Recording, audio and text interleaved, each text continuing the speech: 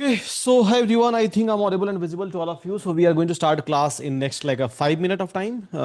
We can wait for others to join. He has Chin. Hi.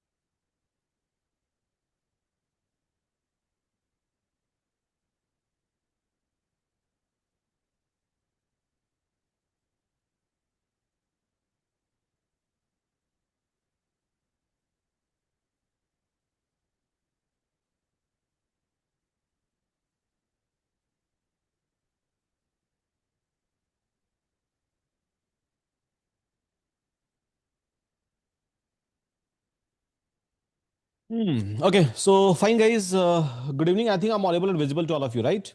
Everyone?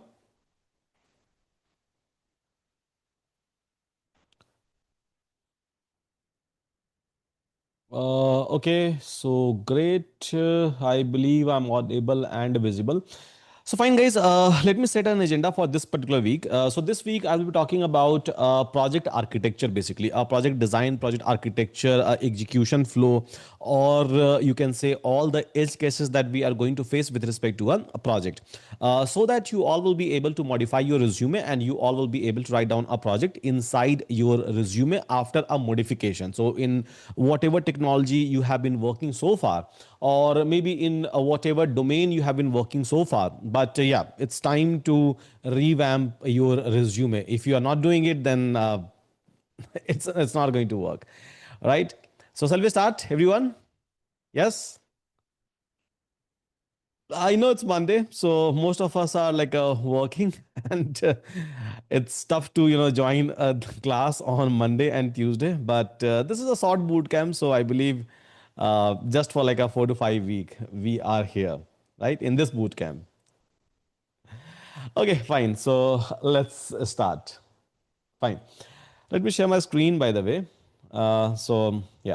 So today, guys, I'll be talking about one project called as Nexus RAG. So Nexus RAG is, let me set the agenda, let me set the context, let me set the background of this particular project. And again, it is going to be a very, very amazing one, a big one.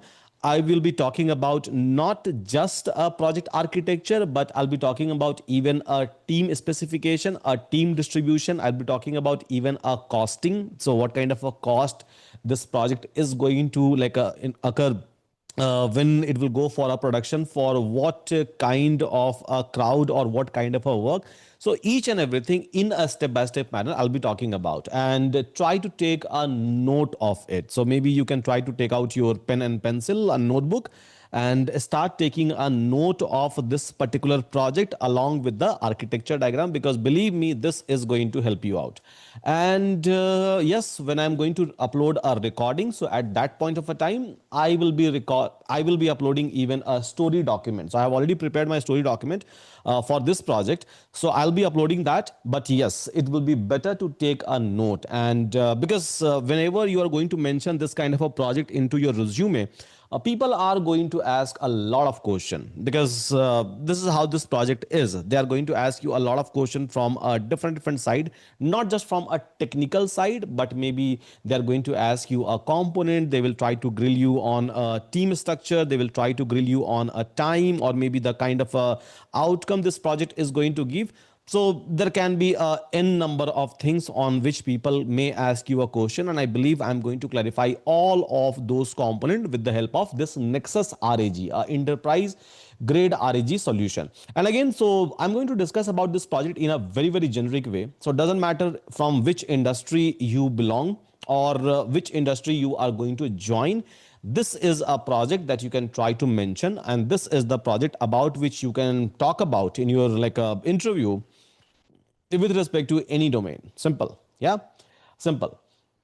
So init n will be covered in this bootcamp. See, I'm not covering anything. This is a interview bootcamp. I believe we all are aware about it. So with respect to a question and answer, I will be like covering each and everything.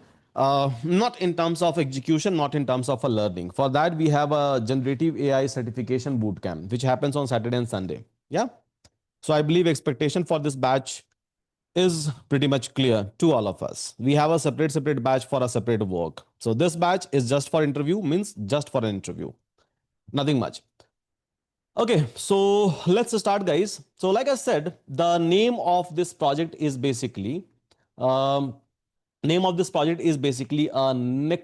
RAG. Let me set my screen. Yeah.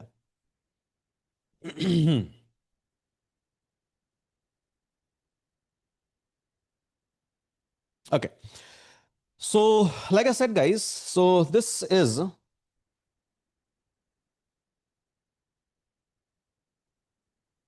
Nexus RAG. Now, so why we are even talking about this project and what this project is going to solve. So let me set an context for this particular project in a very first place. In every organization, so let's suppose in my organization there are maybe like 5,000 employees, right? In my organization there are 5,000 employees. Now, obviously I will be having a multiple project, because if there is a 5,000 employees, so multiple project must be running in a parallel. And again, there will be a multiple different kind of a compliance team. Maybe you have a HR team, maybe you have a finance team, maybe you have a legal team. And for every project, so there will be a separate teams, right? Every day across an organization, there will be a multiple meetings, there will be a multiple policies discussion, there will be multiple client discussion, right? Or maybe there will be a multiple team discussion which is going to happen. And everything is pretty much scattered whenever we are talking about even an organization with the size 5,000, because 5,000 is a big number in terms of any organization. So obviously all of this data, so whether I'm talking about a data from a finance or compliance document, from a finance, from a legal side, from a HR side, or maybe a meeting which happens with a client, a meeting which happens within a team member, so everything will be pretty much scattered. uh, as an employee, let's suppose if I'm going to join a company, and let's suppose if I have to build a product, or maybe if I have to work on one of the small application, so where I have to think about exposing a data or utilizing XYZ software, right? So I have to go through a multiple label of an approval. So maybe I'll go and ask my lead. My lead is going to forward to a manager. Manager is going to forward to a legal. Legal is going to forward to a HR.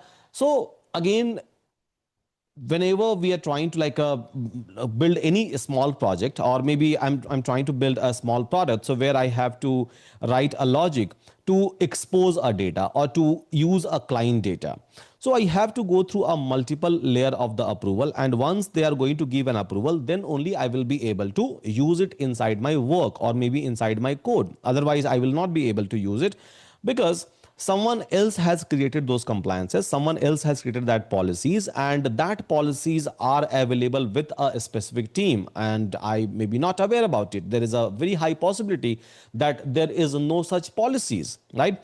in an organization, and there is a very high possibility in a big organization, especially in a financial institution or maybe any kind of a banking organization, that these policies are already in place, but maybe I'm not aware about it. And every organization, right, every organization is sitting on a tons of a document, a tons of a policies, a tons of a meetings, or day to day any kind of a policies or any kind of a rules and regulation that we try to circulate. Every organization is having that. Now, for any employee, it's almost near to impossible, I would say, to access these policies, to access these documents, or maybe a MOM, a minutes of meeting, right, for any one of us. And that creates a lot of friction, that creates a lot of bottleneck when we start developing something. Maybe, so many organizations, right, many product based companies, they try to do a lot of research, they try to publish a lot of scientific research paper as well, right? So company like a Google, or I would say Adobe, or maybe a Samsung, so they try to publish a lot of patents, they try to publish a lot of research paper, in thousands, by the way, right, in thousands they try to publish it. And maybe if I'm trying to work in one of the product and that patent is already available, or maybe that research paper is already available with my company, but maybe I'm not aware about it as an employee, as a developer, or maybe as a manager, I'm not aware about it. So it is going to create a huge bottleneck for me in a beginning itself. And I'll have to spend maybe a week of time, maybe a month of time just to find out that research paper, right? Or maybe just to find out that from where I will be able to get an access of it, right? So every organization, I would say, whether it's a small organization or whether it's a huge organization, everyone is sitting on these kind of a problem statement, and everyone is sitting on these kind of documents, or you can say like a digital document, or maybe a scanned document, and it creates a bottleneck. And because of this bottleneck, it is going to create a friction, and because of this friction, so we try to delay our work. We don't try to delay our work, work gets delayed automatically, right? Work gets delayed automatically. Now, how we will be able to solve this problem? So is this fine, guys? What is the problem statement that we are talking about? Yeah, a problem statement that we are talking about, right? And I believe if you are working in any company, right, whether it's a small or whether it's a big, maybe if you're working in a startup where you have just like a 10-20 team members, you must have observed that even for like, simple HR policies are not clear to you. Very simple. Let's talk about just a HR policy. Forget about those research documents. Forget about the minutes of meeting. Forget about the like a financial policies or maybe a legal compliances. Just let's talk about the HR policies. Many of us are not aware about common HR policies, a common leave policies, or maybe a maternity policies, and many other policies, right? For a particular companies as an employee. In a startup, it happens a lot, right? So let's suppose I have just a 10 members team, and yeah, so maybe my HR is not able to maintain all of these things in one single places. So again and again, I'll have to mail to my HR that, okay, fine, give me this, give me that. And this happens very frequently. Now think about an organization where we have a 5,000 people, and then think about the organization. So where we have 2 lakh, 3 lakh people, for example, TCS, Infosys, Wipro, Capgemini, Accenture, IBM, right? These kind of a company. So where we have a 2 lakh, 3 lakh, 5 lakh employees, where we have a thousands of different kind of a client, where these companies are working in almost 100 plus nations. Some companies are working even in a 150 plus nations, Deloitte, EY, PwC, KPMG kind of a companies, right? So they have a multiple team, they have a multiple region in which they are working. They have a thousand, not just thousand, tens of thousands of clients basically, right? And that too in a different domain. So it always creates a bottleneck for anyone. So not just a developer, I would say, but even for a lead architect, managers, and everyone to access a source of truth, right? To access a source of truth. And we keep on looking for someone for a validation. So we keep on looking for an approval again and again and again. So before making any kind of a decision, because on all of these organizations, compliances, rules, regulations, and whatever internal document that they are trying to maintain matters a lot. And whatever like a again team is discussing, or maybe whatever they have delivered. So let's suppose in a Deloitte company like Deloitte, right? So where we have 10,000s of clients, or maybe lakhs and lakhs of projects are running in parallel, right? Across the organization I'm talking about. Across the organization means across all the countries, because Deloitte is available across all the countries, right? Now, So let's suppose some team has solved some problem, right? Some team has already solved some of the problems. Now, maybe a team sitting in a different country, so they are trying to solve the same problem, but they are not aware about that whether this problem has been solved by other team or not, right? So again, what they will do, they will try to reinvent a wheel. They will try to reinvent a wheel. So maybe some team has spent already 6 months of time on a particular problem statement to solve it. Other team is again going to spend a 6 month of time by reinventing a wheel to solve the exact same problem which has been solved. We already have a solution, but we are not aware about it, that okay, fine, some team has already solved it, and just because of that, so again I'm going to spend 6 months of time. And 6 months of time for any team, maybe like my team size is 2025 only in a Deloitte like company, but it is going to cost me $1 million per month, or maybe more than $1 million per month. It is going to cost me plus time, 6 months, right? So time and money both, it is going to cost me. Now what if I can try to create a centralized system, so where anyone and everyone, based on the roles, again everything should not be available to everyone, right? So everyone should not have kind of access to everyone. So where I can try to create a role based, hierarchy based system, so where anyone can come, anyone will be able to search anything, whether it's a research paper, whether it's a code base, whether it's a product development that we have done, whether it's a policies that we are talking about. Everything means literally everything. I'm not just talking about the HR policies over there. No, I'm talking about the HR, finance, legal, code base, a project, a research paper, minutes of meeting. I'm talking about everything, maintaining everything. So what if I will be able to access each and everything in one single centralized place, and then anyone based on their roles, obviously. So if I'm junior, so obviously my role will be different and I will be having some limited access. If I'm a manager, if I'm an architect, if I'm from a legal team, if I'm from a finance team, if I'm from a HR team, I will be having a different kind of accesses, by the way. Yeah, different kind of access I will be having. And role based access, by the way, or hierarchy based access I will be having. And immediately I can just go, I can try to search, and I will be able to use it. So this is going to solve a very big problem across a industry. Part number one. Part number two, every company try to keep a internal support team. So if you have any kind of a issue, so generally we try to reach out to a internal support team. Every big company is going to keep a support team or support staff, so that they will be able to support their internal employees, right? So the companies are keeping a separate support team. So again, they are trying to maintain them, or maybe like to provide their, or maintain their knowledge base, right? To maintain their knowledge base. So again, and again, they used to go for a multiple round of approval. So generally their work will to like find out that how this problem can be solved, right? How this, or who will be the contact person, point of contact for that particular problem statement. And then they try to take the approval. So again, companies are spending $1 million just to keep that particular team, just to retain that particular team. And again, so by building this kind of a system, maybe I can replace that particular team with this robust system. So this is where this Nexus RAG project comes into a picture to solve this problem across an organization. And this is not a problem for one organization, it's a problem for multiple organization. Making sense, guys? Yes, everyone? Yeah. So what we are talking about? Yeah. So we are talking about basically a system where only one place to ask a question, instant answer, any document or any policies or any minutes of meeting or any product or any code base, people will be able to search based on their like access label, by the way.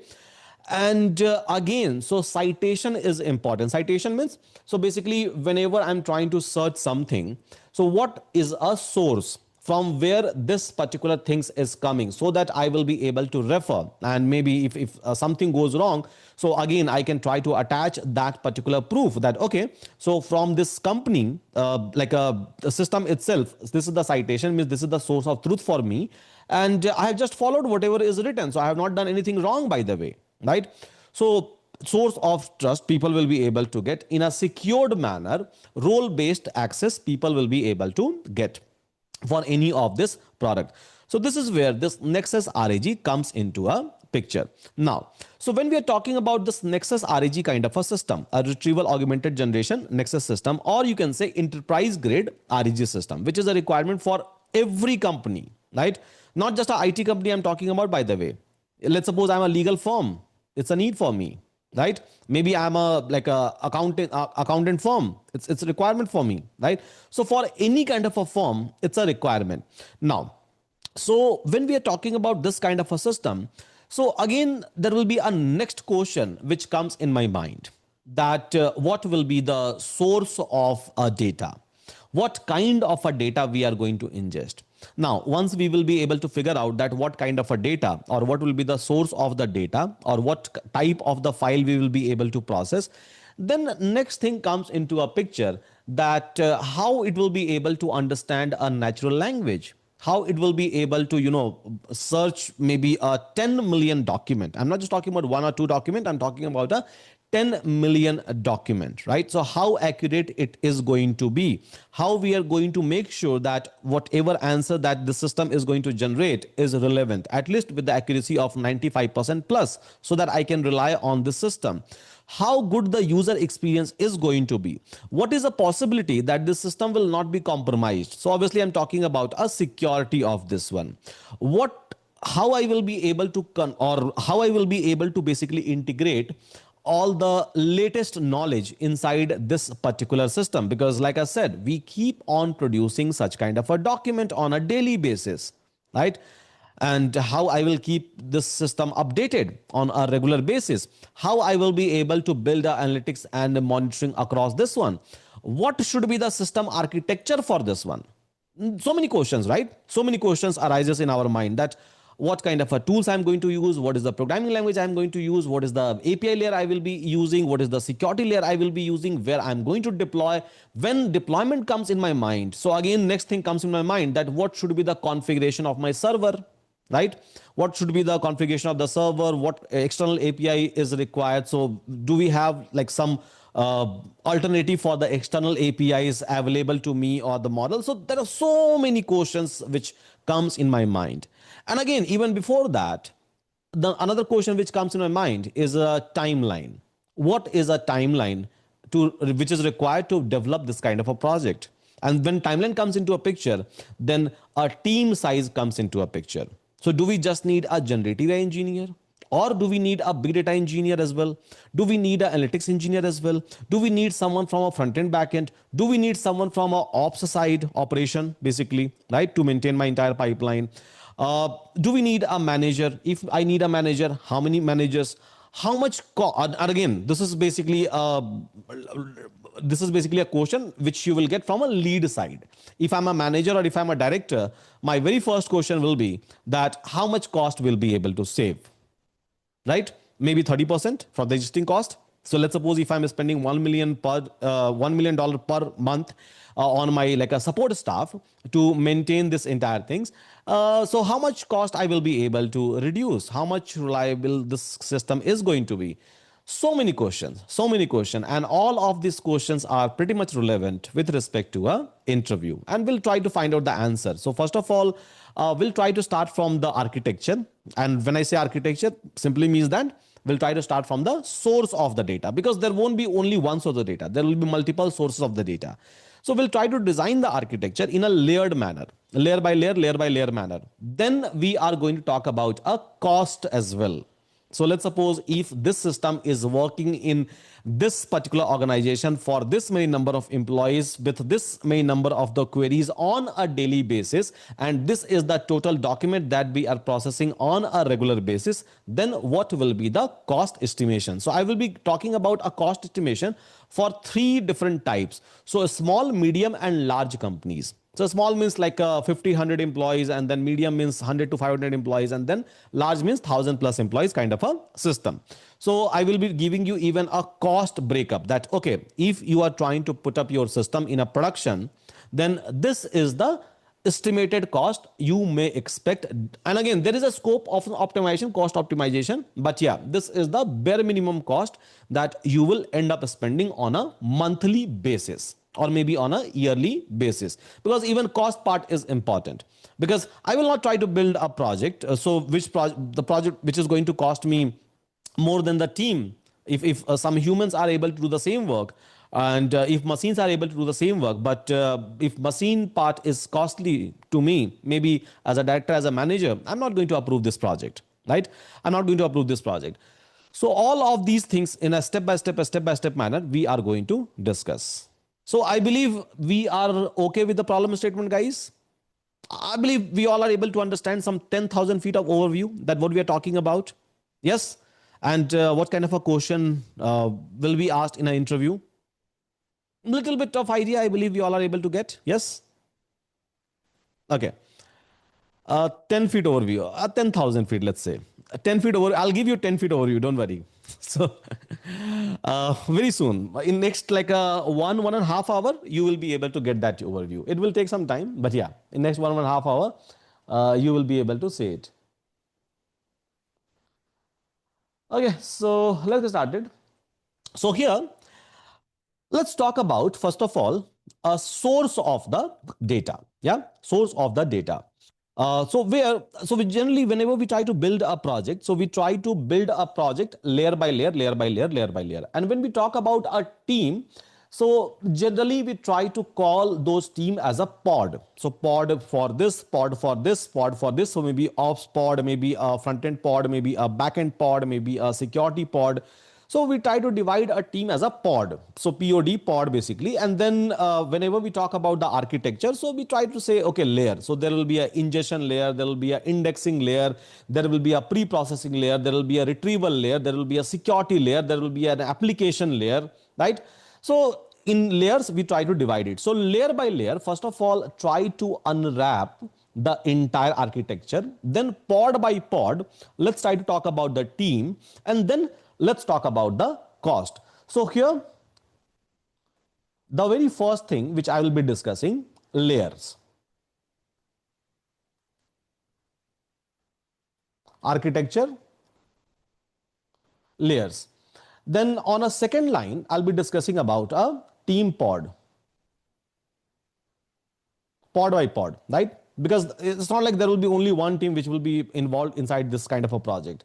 And obviously, I'll be talking about the timeline, that what will be the timeline. And again, so breakdown of the timeline. So let's suppose if I'm saying that it is going to take 6 months of time, then in a month 1, month 2, month 3, month 4, month 5, and month 6, what will be the deliverables? Because people are going to ask you a question that what was your day-to-day job? And if you're saying that I've been working in this project for 6 months, then obviously you must be having a answer for that, right?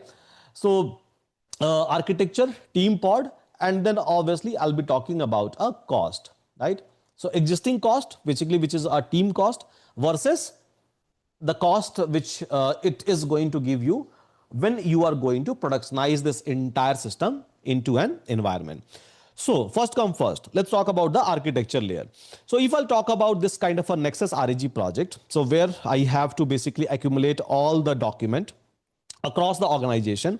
So what will be my data sources? So here,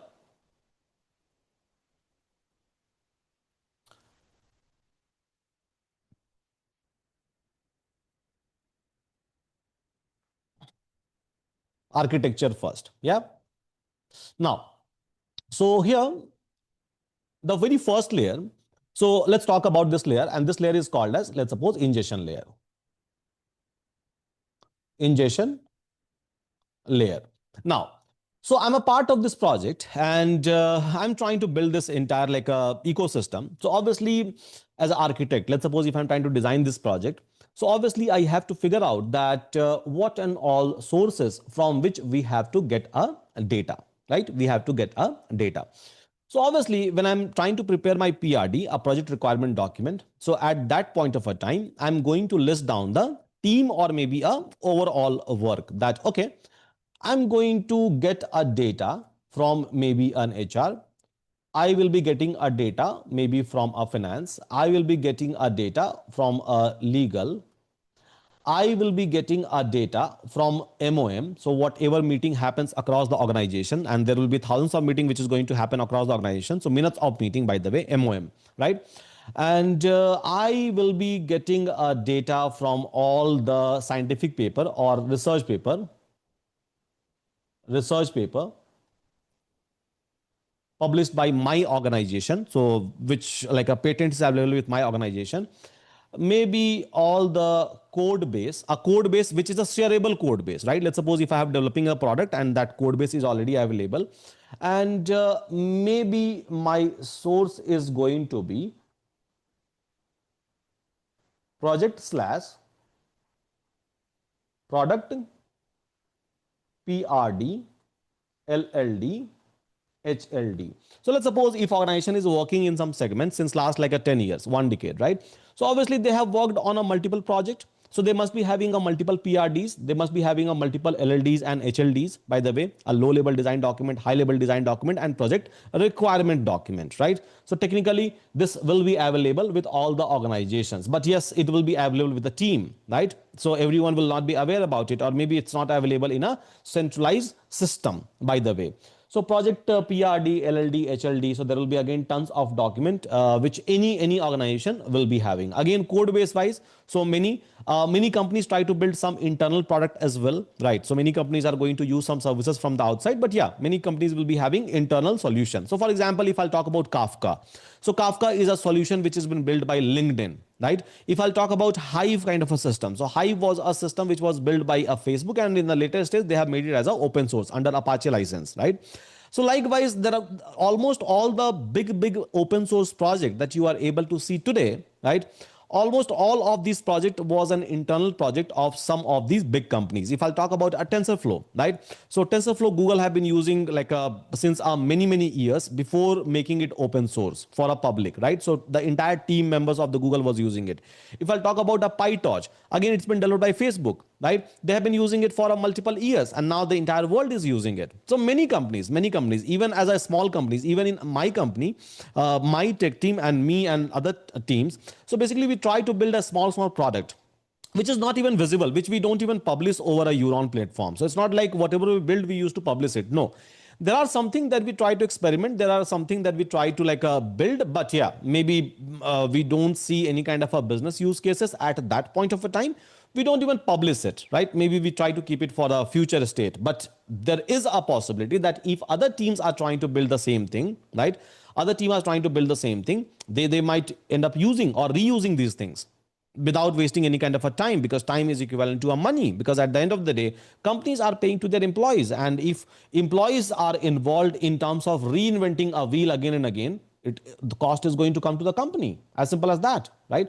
So this should be one of the major cost optimization strategy, and again, I believe many companies are doing it, and many companies will do it in the future, because they know that if I have to do a cost optimization, so layoff is not the only option. Maybe reusability is then another option, so where I will end up saving time and money, and I will end up acquiring more and more client if I'm able to save my time of my employees.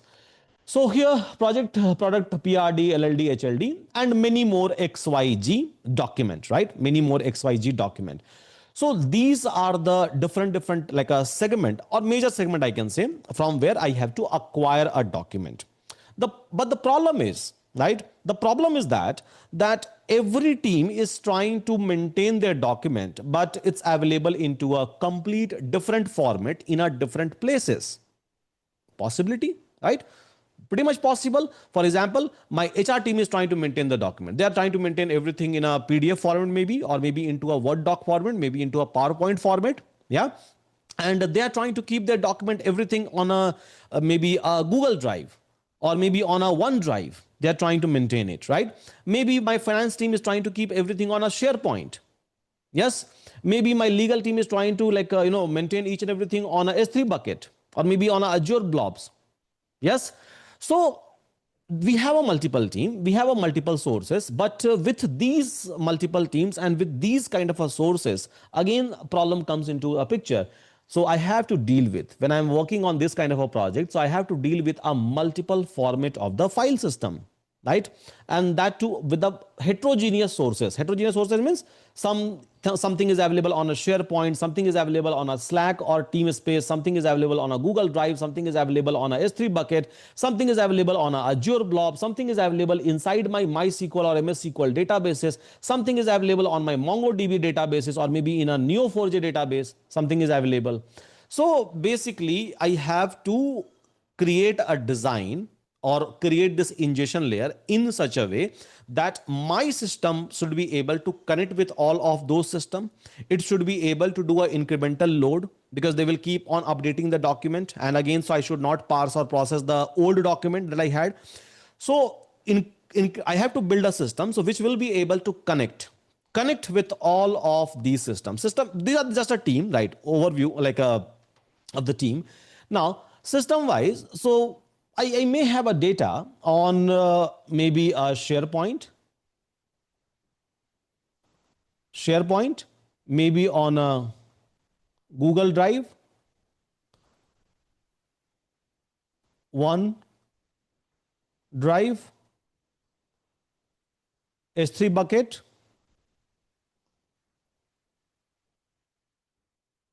Azure blobs, maybe in some SQL DB, maybe in some no SQL DB. So this is my first problem, right? That my data set is available into a heterogeneous system. This is a place or this is the source. But again, inside the source, again, I have a problem, right? Again, I have a problem that some data is available into a PDF format. Some data is available into a docs format. Some data is available into a PPTX format, PPT by the way. Yeah. Some data is available into a TXT format. Some data is available into maybe a VTT format, a video transcript file, right? So VTT format. Some data is available in some OCR or Parquet or Avro, some different kind of a file format, right? .xl format, right? So all of these data sets are available into a JSON format, maybe in a XML format. So there is a multiple different kind of a file formats, right? File formats. So all of these data sets are available into a different file format. Again, a problem, right? Let's suppose if I'm trying to capture a minutes of meeting, so that is available into a audio format. Minutes of meetings are available maybe into a audio format, so I have to do a automatic speech recognition, ASR, and TTS, text to speech or speech to text, I have to implement over here.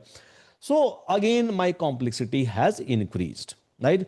Multiple sources and multiple file type inside a particular sources, and I can't go back and say that okay, no, you should give me a data only in this manner. No one is going to give you, by the way, right? No one is, because they're not like these teams are not like meant for that, right? They're not like getting paid for like giving you a data. Basically, you are a tech team, so obviously, and you are designing this entire things. So it's your responsibility to handle it the way it is. Otherwise, if you're going to ask your HR, finance, and legal team to do it, they will never do it. Simple. So it's your responsibility. So data is scattered across a different sources. That's one story. The another story is that I'm talking about this one, and how many such kind of a document. So just to get a start with, my organization size is 1,000 employee, right? So my organization size is basically 1,000 employees, just to start with. Yes. And let's suppose I'm processing a 5-year-old document, means till today. So starting from today and go back to the timeline. So basically, I'm processing a 5-year document. So in total, approximately, I have to process 1 million docs, basically, including all of this format. So almost 1 million docs or 10 lakh docs, which I'm talking about on an average, right? So this is the total document which I am processing. And again, so on an average size of this document, let's say, because 1 million document is not a like a, something which you can quantify. So in terms of quantifying something, so maybe an average size of this document is around 25 MB to 30 MB, because you have to quantify it so that you will be able to do a exact calculation in terms of compute, in terms of APIs and many things. So maybe this is the average size of the document, 25 MB to 30 MB, and 1 million document I have to process since last 5 years for thousands of employees. So a company with capacity of 1,000 employees. So this is again create a hurdle for me. This is again going to create a bottleneck for me, because as size will increase or decrease, so entire stats is going to change, right? So everything is going to change. Again, when I'll be talking about the second label, sorry, this one, cost label. You will be able to see that cost is going to fluctuate a lot when these matrices are going to move, or these KPIs are going to move. So I have 1,000 employees, 5-year document I'm trying to process, 1 million in total document I have. On an average, document size is 25 MB to 30 MB. So that's a story that I have.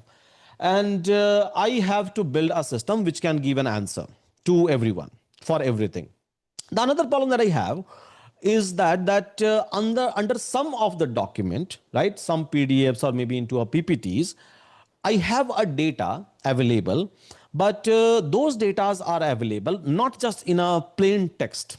Maybe those data sets are available in a image format. So maybe inside a PDF, maybe inside a docs, maybe inside a PPT, I have a data, right? But not available in a plain text. It's available as a image.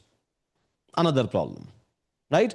So data set is available again as a image, because obviously if I have to parse a PDF, so maybe I can use some of the libraries, maybe Py2 PDF libraries I can try to use. I will be able to read all the PDFs. But if inside a PDF or document, if I have images, if I have a complex formulas or something like that, I will not be able to read it with the help of Py2 PDF. So maybe I'll have to identify something different, right? Maybe I have to, maybe, maybe there are numbers or there is something inside the images. So maybe I have to go for some sort of a OCR, maybe I have to go for maybe a Google document AI kind of a system where I can take a help of it and I will be able to even understand this images. So basically I'm talking about a multi-model system. Yes, multi-model system. And again, in my document, so let's suppose my company is working across a different regions, means different country, right? So all of these documents data is not available in a plain English. Some of this data set is available in Spanish, maybe in Chinese, maybe in Hindi, maybe in some regional languages. So again, I have to process multiple languages even inside a data. So I'm not just talking about the single like simple plain textual information over here. I'm talking about the image information. So now my complexity has increased once again. Yes, everyone?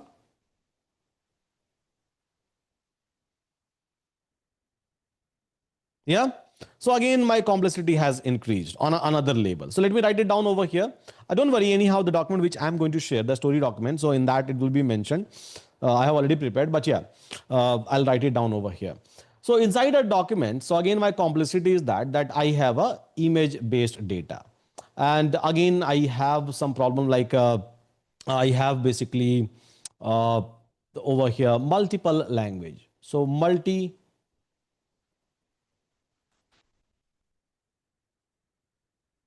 language inside my data set. So I have to take care of these things as well. Now, this is basically a data ingestion layer, and it always comes with the complexity, right? Plus, I have to even like parse those data. I have to even identify that if some data set is not required, let's try to filter it out. Not just this, I would say. So apart from that, right? So I have to maintain a meta data management as well. It's again a very crucial part, metadata management. Maybe many of us are not able to think as of now that why this metadata comes into a picture. But believe me, in terms of searching, in terms of indexing, in terms of giving a citation, it's important, right? It's important. So again, a metadata management for 1 million record. Just imagine. So like it's a very huge task for me, right? It's a huge task for me, because then only I will be able to build a robust, I will be able to build a solid RAG system. So generally people think that RAG system is what? Try to send all of those data into a vector databases and then start like integrating LLMs and then chat with it. Bingo, my RAG system is ready. But no, lot of design, lot of architecture, lot of concept falls inside RAG kind of a system, or this kind of a system if you are trying to create in a real time. Yeah. For a learning purpose, if you're doing it, then you will not be able to find out that complex. And I believe that is true for everything. But if you're trying to build it something for an enterprise grade, obviously these things are pretty much obvious. Nothing new for anyone who is like working in such kind of a system, by the way. So fine. So these are the different problems that I have just on one single layer, which is what? Which is basically a ingestion layer. So I'm just talking about the ingestion layer, right? multiple team, multiple sources, multiple different type. These are the matrices that I have to take care. And then again, inside this multiple problem statement with respect to the data.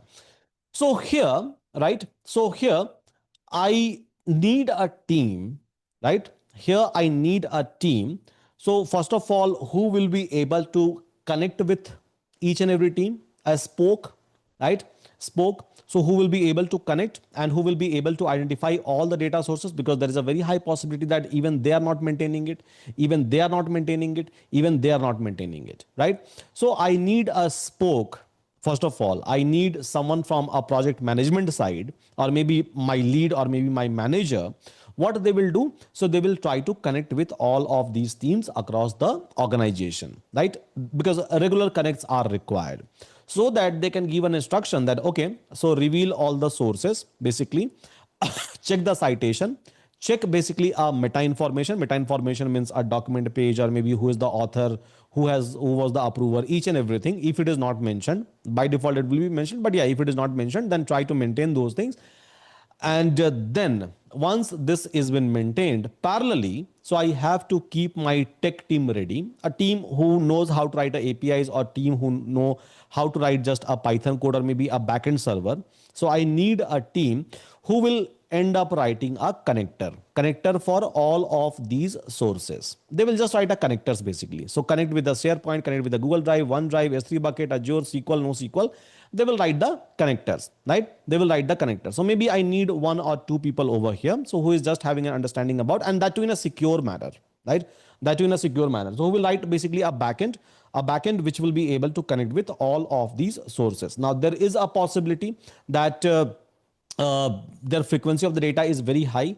So obviously I have to create a pipeline that, okay, fine, so like this is timestamp, this is timestamp, let's try to process this data, something like that.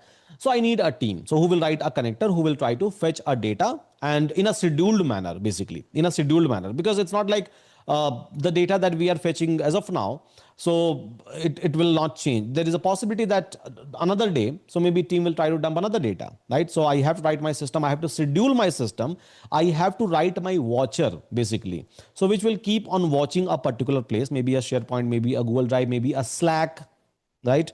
So maybe a Teams, maybe a Slack, something like that. All of these places it will keep on watching, and as soon as data will be available, it will try to pull the data on a timely basis, whatever schedule. So I need a team. On what this team will do? So on an ingestion layer, team work wise. I'm just talking about data ingestion layer. So here, write a connector, scheduler, watcher, right? So basically you will write a connector which will connect across all of these data sources, then schedule it on a timely basis. You have to transfer the data, you have to fetch the data from all of this heterogeneous system to your unique system. And then watcher, so which will keep on watching all the incremental load of the data over there. So I need someone with expertise of like or maybe they should have understanding about little bit about the big data, maybe little bit about the big data, and then obviously any programming language. So let's suppose my tech stack is Python, not Java, so I can write all these things in a Python. So for scheduling, again, I have a multiple tools which is available to me. Even for a watcher, so I can write my custom watcher, or maybe I can try to use some of the existing tool, or maybe open source tool, or maybe a paid tool I can try to use. So this is the very first label, teamwork wise. Now, so label one, let's suppose label one, yeah, label one, or generally we say layer. So layer number one, so from where we will try to connect with the data. Now, so if I'll talk about a layer two, or maybe I'm writing label two over here. Once I'm able to connect, once I'm able to I'm able to get the data from the sources, then what? So then I have to write basically a program, write basically a complete class, or maybe a program which will be able to process our different data sources, right? So here on a label 2, my task is going to be process different files. So maybe PDF file, maybe a doc file, OCR file, maybe a JSON file, XML files, Parquet files or maybe a Excel sheet or anything, right? So process are different files, because there is a possibility that from one team itself, I will end up receiving a different kind of a files. Apart from that, this team should be able to handle images, should be able to handle a multi languages, and should be able to attach a meta information. So again, on a level 2, so while handling this file, while reading this file, so obviously these things will be available inside a file itself. So I have to handle images. Second number, so basically I have to handle a multi language. I have to handle basically meta info. And yeah, so if I'm talking about the MOM, so maybe I have to handle audio as well, right? Audio as well. So these are the things that I will try to do on a label 2, so that I will be able to process our data. At least I'm just trying to read the data, by the way. Yeah, I'm just trying to extract a data from the original sources. That's it. So label 2, my team is going to do maybe team number 1 or pod number 1. I say, let's suppose pod number 1. So pod number 1 is going to like again inside pod number 1. So I have label 1 team, I have label 2 team. Label 1 team is doing this, label 2 team is doing this, basically. So once this will be done, right? Once this will be done. So technically, I'm trying to build a RAG system, right? Retrieval augmented generation system I'm trying to build over there. And again, inside this label 2, when I say, right, so to process a image, I have to identify which library or which API I'm supposed to use. If I'm dealing with a multi languages, again I have to identify that which one. So it's not like you will just go ahead and write all of these things immediately. No, because to process an images, again, to process even a different file, so I have to even check, I have to test with hundreds of files that, okay, so whether accurately I'm able to read all of these data or not. Because when you just write a simple plain code and it looks like that, yes, you are able to read, but you are able to read all the data, but when you test it, right, you will be able to find out that maybe you are just able to read 80% of the data. 20, you are losing 20%, which is huge, right? So it's a very heavy task that we are talking about over here, right? And with the precision, you have to do all of this task, because your final result ultimately depends upon this one. Unless and until you are not handling this, your final result will be horrible, right? Which no one can use, by the way. So process a different file, then images, then multi-language I have to handle, a meta information I have to handle, and audio, and maybe XYG, different kind of things I'll have to handle. Like I said, so to process the images, again, I have to identify which API, which model, or what kind of a technology I can try to use over here.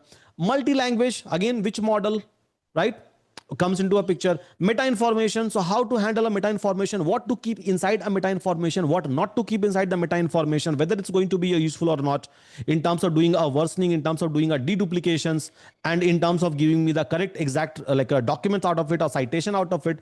So many things which comes into a picture. Again, audio wise, right? So how precisely you are able to handle the audios, because every audio will be very different, right? There will be a lot of hiccups, there will be a lot of fumbling inside the audio, there will be a lot of like a breakup, there will be a lot of people who will be talking inside one single audio. If I'll talk about the minutes of meeting, it's not just like one people, right? So you have to basically do the segregation between all of these like people who is talking. So maybe you have to call ASR over there, automatic speech recognition, ASR, inside this one. And then you have to call a speech to text. Again, so many things, a lot of work, right? A lot of work with the precision that you will have to do. So again, a huge workforce will be required over here, right? Huge workforce, a talented one, experienced one, which will be required on a level 2 work. Level 1 work is quite simpler, but yeah, if I'll talk about the level 2 work, it's not that simple, by the way. Now, level 3, I'm able to process, let's suppose I'm able to identify all of this technology. Now, level 3.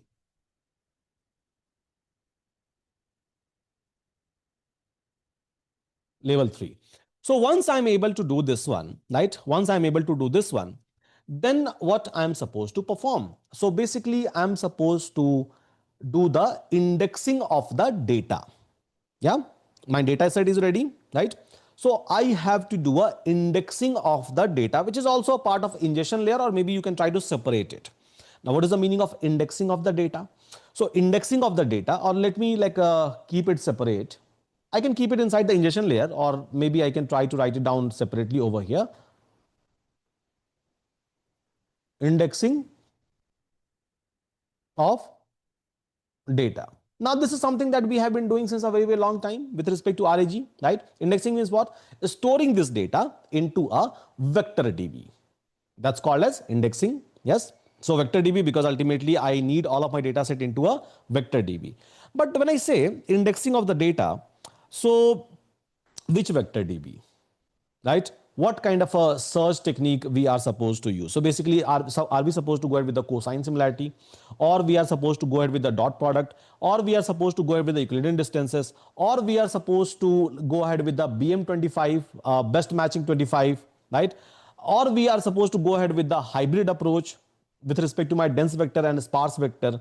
Many questions again arises over here. Many means literally many questions again arises over here. The very first question will be which databases, right? Are we supposed to use a pine cone, or maybe a quadrant, or maybe a Baviet, or maybe a Facebook AI similarity search, or maybe a Google, Chroma DB, or maybe a MongoDB, or maybe some other XYG? Yes. So again, many question arises over here. And to answer this question, that which database I should select, cost also plays a vital role, right? Cost versus latency. So basically, cost also going to play a major role over here in terms of making a decision that which database I am supposed to select and where I am hosting it. So are we supposed to are we looking for some databases which I can like a self host, or I'm looking for some of the databases which where they provide a hosting, right? For example, if I'll talk about a quadrant, if I'll talk about a Baviet, if I'll talk about a pine cone, they are providing you a hosting, right? And again, you can connect with the AWS, Azure, GCP. So they have that feature, they have that facility. But yeah, through their portal, through their dashboard, you will be able to connect it. Maybe I can go ahead with the Facebook as similarity search, or maybe a Chroma DB, and I can try to spin my own server, my own instances, and then inside that I can configure it, right? So likewise, there are multiple other databases which is also available into a market, right? So basically, I can try to go ahead with the like a self-served, or maybe I can go ahead with the managed one. Depends, right? That depends upon my cost, that depends upon the latency. So obviously here deal happens between organization to organization. So obviously you will be able to get everyone is going to offer you the best deal, and then your managers are going to decide that okay, so we have to go with which one. And if you have decided as an architect that no, we should not go with anyone, maybe I can do this entire things in an optimized way by hosting this entire things in my environment, that's also fine, right? So if you have a huge concern with the security, if you don't have a trust on over the other organization, then in that case, go ahead with your own hosting. That's okay, basically. So indexing of the data. Now let's suppose I have selected maybe vector database wise Chroma DB, yes, which I can self host, or maybe I'm going to select Pinecone. Pinecone. So Pinecone, I can't host it, by the way. So I have to use their system, and from their system, so I can connect my own AWS. That option is available, right? That option is available with respect to Pinecone, or maybe Azure, or maybe GCP. I can even connect all three major cloud provider. I will be able to connect. In case of Chroma DB, so obviously I have to spin my own server, my own instances, and then I have to maintain it. Chroma DB is also providing you that dashboard, that facilities. But yeah, Chroma DB is also like open source, so you can try to download it and you can try to self-serve it, like a Facebook AI similarity search as well. Yeah, but you'll have to maintain your own cluster. So they in case of self-serving, in case of going ahead with these services, you don't have to maintain manage. So maybe it is going to cost you a little bit higher, but they are going to do a work for you. You don't have to worry about anything. Yeah. Supabase generally for experimentation it's fine. I was not able to I was not convinced with respect to our production users, by the way. Yeah, lot of promotion is going on with respect to Supabase. Many people are using it in terms of developing their MVPs and POCs as of now, but maybe it will take time, right, to reach there. So where in a production system people will start using it, sooner or later it will happen. Now, so can vector db be deployed as a microservice on AKS? Obviously you can deploy on a AKS as a microservices. Yes, basically you can deploy a Chroma DB on AKS or EKS, anywhere you can deploy it, or GKS. In all three cloud you can deploy it. So EKS, AKS, and GKS everywhere you can deploy it. Fine. So yeah, ChromaDB, even Facebook AI similarity search, you can deploy it on AKS, EKS, and GKS, all three places. Now, so we have to deploy this one. That's like a one thing, right? On an indexing layer. Now, so while configuring this databases, obviously, so I have to indexing of the data. Yeah. So basically, I have to prepare maybe a deduplication and versing logic. Deduplication and data worsening, because this is important, right? You can't like end up storing the same data again and again and again inside the same system, because unnecessarily you will end up occupying the space. So you have to handle a deduplication, you have to do a worsening of the data, because there is a possibility that there will be an updates, right? So obviously you have to delete a previous chunk and then you have to ingest a new chunk. Then when I said chunk, so obviously we have to talk about a chunking and overlapping strategy. Chunking, overlapping strategy, that what should be my chunk size, right? And what should be the overlap. When we are talking about indexing of the data, so not just this, right? Not just this, we have to even talk about embedding models, because you are talking about indexing. Now, what you will store inside the vector DB. Can I say embedding? Yes. Technically, you are going to store embeddings of the data, right? Vector of the data inside a vector DB. Yes, everyone? I think now you guys can participate. Yep. So embeddings. So when embedding comes into a picture, I believe we all know we have millions of options, not just one, right? We have millions of options for embeddings.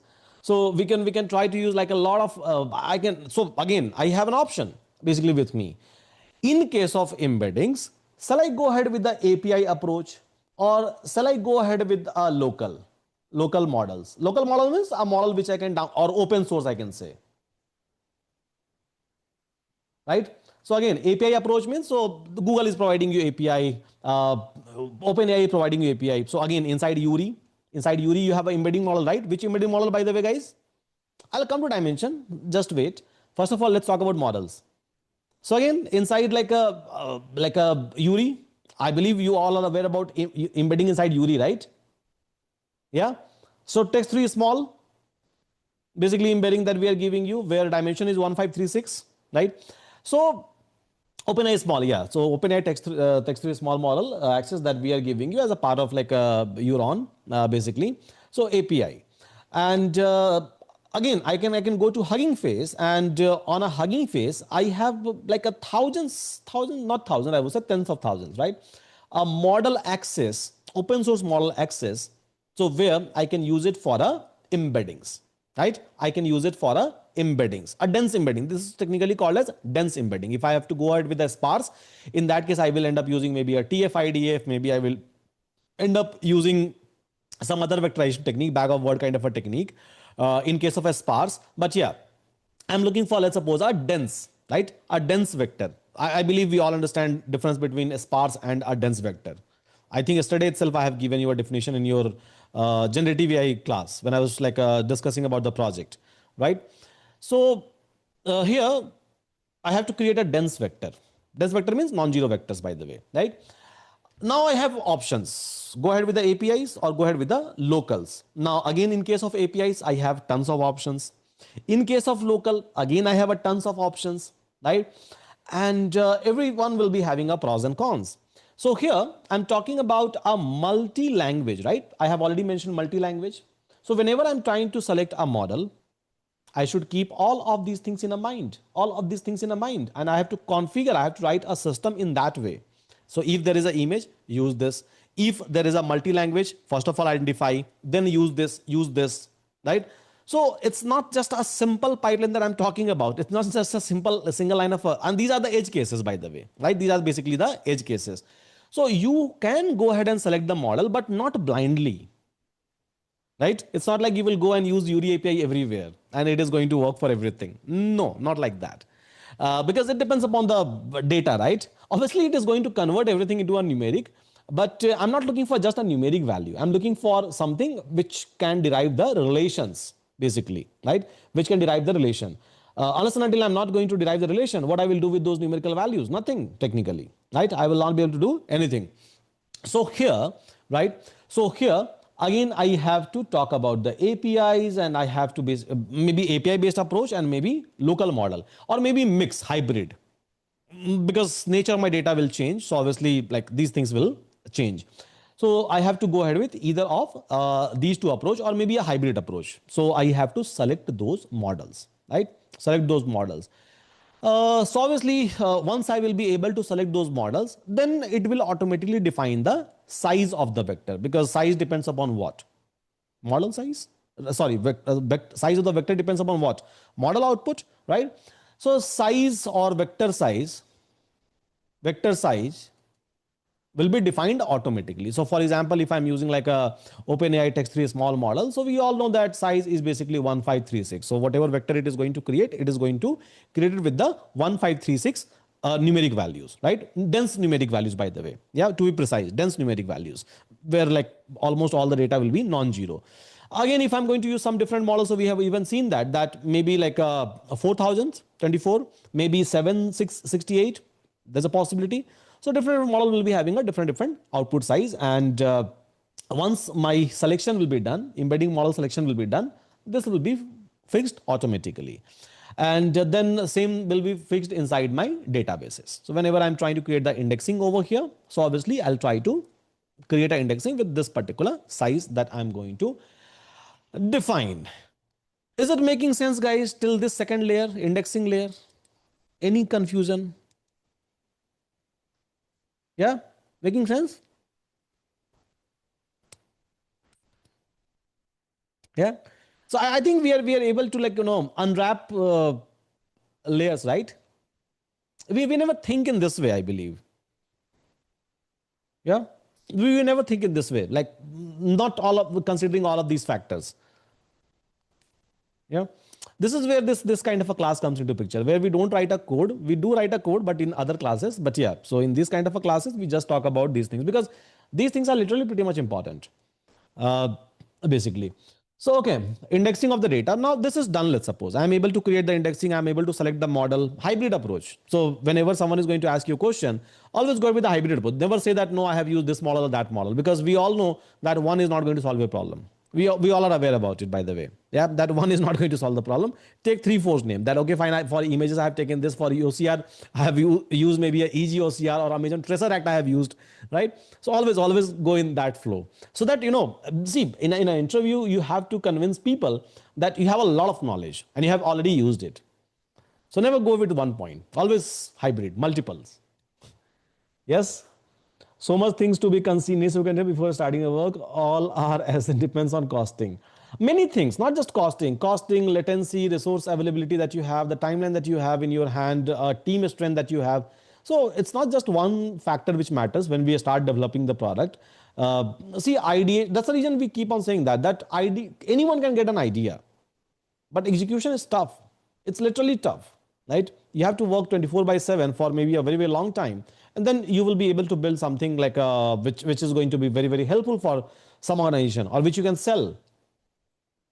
Yeah, it's very useful for LinkedIn exposure. So I'm expecting some LinkedIn post, by the way.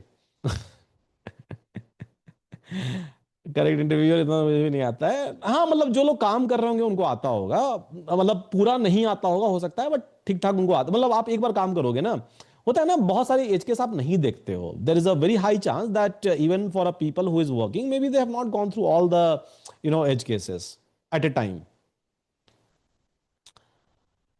Okay, now, so indexing is done. I think now we are able to freeze our, like, till this point, right? So till this point, we are able to freeze the embedding models. Now, which embedding model? Don't worry, I'll give you the list of it, right? You have to select only 2 or 3 out of it. So let's suppose we are able to do the indexing. Now my data is available in my vector DB. Yes, my data is able to reach out to my vector DB. So indexing layer is done. Yes, indexing layer is done.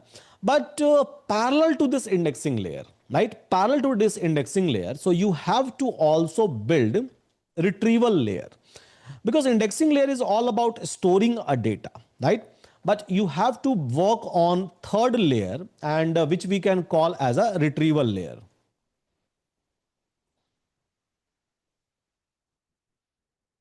Retrieval and you can say RAG layer.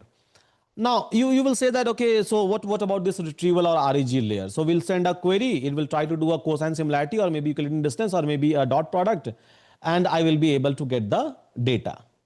I mean, like, is it that simple, guys? Generally, this is the thought that you will get, right? When I say retrieval or RAG layer. So what is something that comes in your mind? That, okay, I'll fire the query. We have query will get converted into a vector space. Vector to vector matching will happen, maybe with the help of cosine, Euclidean, or maybe dot product, right? Or IP. And I'll get the top K. Yes, I'll get the top K. Is it that simple? Really? Yeah. Generally this is we think about, right? So we as a learner, we generally think about that, okay, this is how easy it is, because that is something.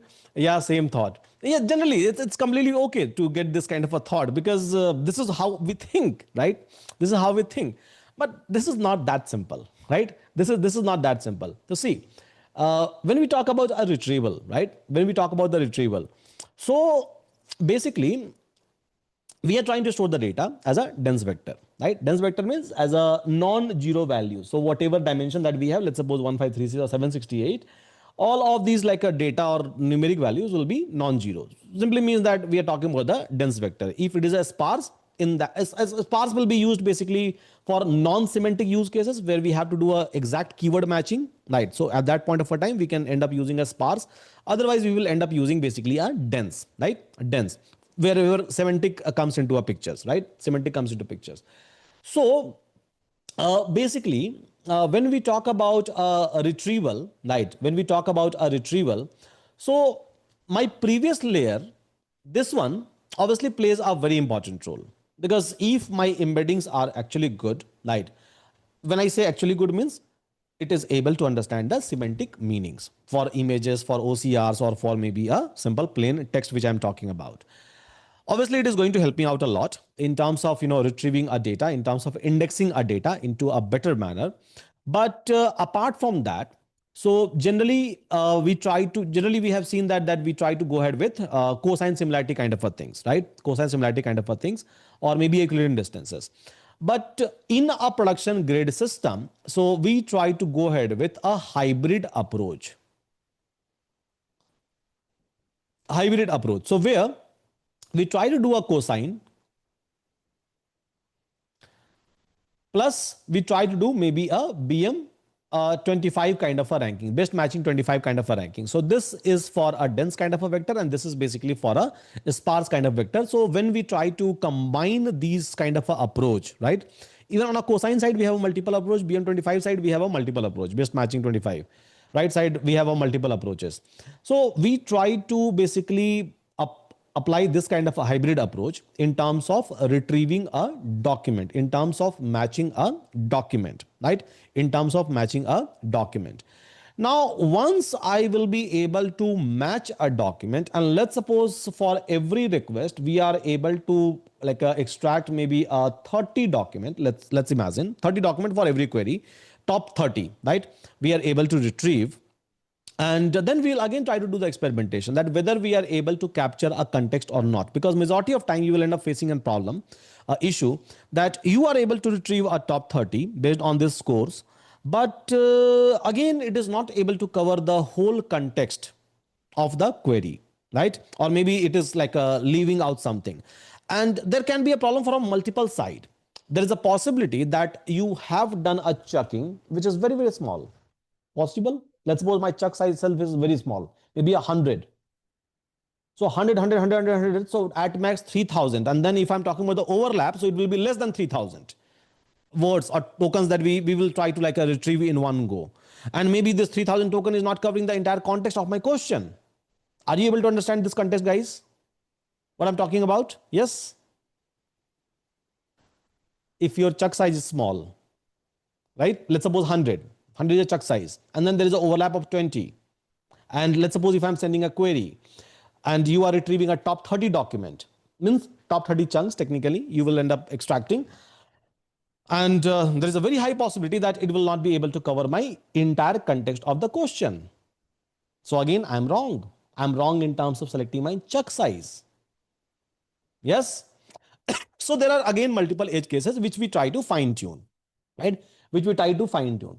And generally we try to use a hybrid approach. You can go ahead with, we experiment with the cosine similarity approach and all the approaches one by one. We try to test it and then we try to do it. Not just that, not just that. So we try to use a re-ranker. So let's suppose I have extracted a 30 based on the similarity matching. That's completely fine. But maybe it is not able to create a relevancy in terms of giving the orders. So here we try to use a re-ranking technique, right? So we try to use a re-ranker. So there are many like technologies. One, for example, Kohera re-ranking, right? One of the famous one of the powerful one. There are, but Kohera is a paid one. So you have to go ahead with maybe some of the open source over here. So re-rankers we try to use over here in terms of like arranging entire things or entire output in a particular order, right? In a particular order. Then basically what we can try to do, so we try to do even a context optimization, right? So re-ranking means whatever, let's suppose 30 document we are able to extract. So again, we try to like re-rank all of these things so that it will be able to arrange it in a particular order with respect to the context. Now, once this is done, right? Once this is done, then we have to talk about the RAG layer. RAG layer means, so whenever someone is sending a query, it will try to extract, re-rank, right? Extract means use a hybrid approach. After extraction, re-rank it. Then in terms of RAG, what will be next? So next will be, it will send a data to the LLMs.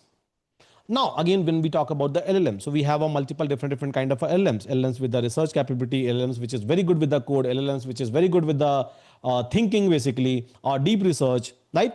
We have multiple LLMs available in a market, open source as well as proprietary. Yes, open source as well as proprietary. For example, in a URI ecosystem itself, we have access of 29 LLMs, not 29 LLMs. Some of them are embeddings and image. So let's say 25 LLMs, right? 25 LLMs, Llama series, Mistral series, OpenAI series, ChatGPT series, basically. So ChatGPT series, DeepSeek series. So all of these LLMs are available to me. Some of them are open source. Some of them are basically like a proprietary one where you have to call the APIs. You can't host it on your environment. So you have to call the LLMs. Now, again, when we talk about LLMs, API or open source, I have to decide again based on the cost. So if I'm calling an API and if daily number of hits are too high, right? Number of hits are too high. And again, my total context length or output length, which I'm looking for is too high. So in that case, my entire team will end up consuming the lot of like APIs, a lot of tokens basically, right? Maybe I can try to go ahead with the open source deployment. But again, when open source deployment comes into a picture, then inferencing, right? So you have to do the inferencing. And in terms of inferencing, so obviously based on the nature of the model, so you have to set up a CPU or GPU kind of a system. Now, when CPU, GPU comes into a picture, so again, I have to select that whether I will go ahead with the A100 or H100, because again, inside that, there will be a multiple series, right? And then a vendor, a provider, right? And then inside this A100 or H100, so I have to use maybe a library called as VLLM for doing a inferencing, right? Or maybe I can try to integrate some of the chat system over there. So with the help of VLLM, I can try to expose it as an API to the outer world. My own like a hosted, self-hosted model, right? Open source model, which I'm hosting. Or maybe I have done some sort of a fine tuning and I'm using the same model even for the RAG application. Possibly, right? Possible that I have done the fine tuning with respect to my data, but same model, as that model is a fine tuned one. So it will be having a global knowledge as well as private knowledge, right? Both the knowledge it will be having, and same model I'm trying to use it. So that will be different project. That will be different project developed by different team. But yeah, that team has already developed it. So maybe I can try to reuse those fine tuned model, right? over here inside this RAG system. And maybe in that way, my entire system will be way more powerful because it is able to do RAG, plus it is having knowledge wise global, plus it is having a private knowledge, both, at least till certain point time stamp, by the time it has been trained, right? So till that point of time, so it is having some data knowledge, maybe not for the new data. So here we have to choose LLMs, basically a good one, one which will be having very good knowledge, right? Which will be quick, fast, which can do a reasoning, which can do a deep research, deep thinking, or which will be able to solve my purpose technically, right? So obviously we all look for the best one. Plus light weighted, because if I'm talking about 120 billion parameter model, 70 B parameter model, right? Again, so if model size is increasing, my cost will increase over here, and this cost is not small. This cost is again too high, too big cost, right? Too big cost. And again, so if like a number of people will increase, a number of query will increase per second, so this cost will go literally very, very, very, very high. Yeah. So accordingly, I have to check each and everything, and then I have to choose the model, then the hosting, or maybe I can go ahead with the API, right? API. But yeah, so maybe because of security concern, I'll not go ahead with the APIs because it's my private data, right? It's my client data. So I can't rely on other system. So majority of time, this will be my major worries, because many of my document, many of my project document, my PRDs and above documents, or maybe my financial documents, maybe my legal documents, so I don't want to expose those documents to the entire world, because I never know that how they are managing and what kind of a data they are keeping, what kind of a data they are not. It's a complete black box for me. Even OpenAI system, right? It's a complete black box for me. So maybe I'll not follow that approach. I'll follow second approach. So this is approach number one. This is approach number two. But I'll try to follow this second approach, although it's a little bit like a costly. But sometime I'll go ahead with this one. I can compromise with that particular cost when security or integrity comes into a picture. Yes. Yeah. H100 denotes cost. H100 is no. Okay. So anyone who is having idea what is the A100, H100? It's a GPU series, by the way. Yeah.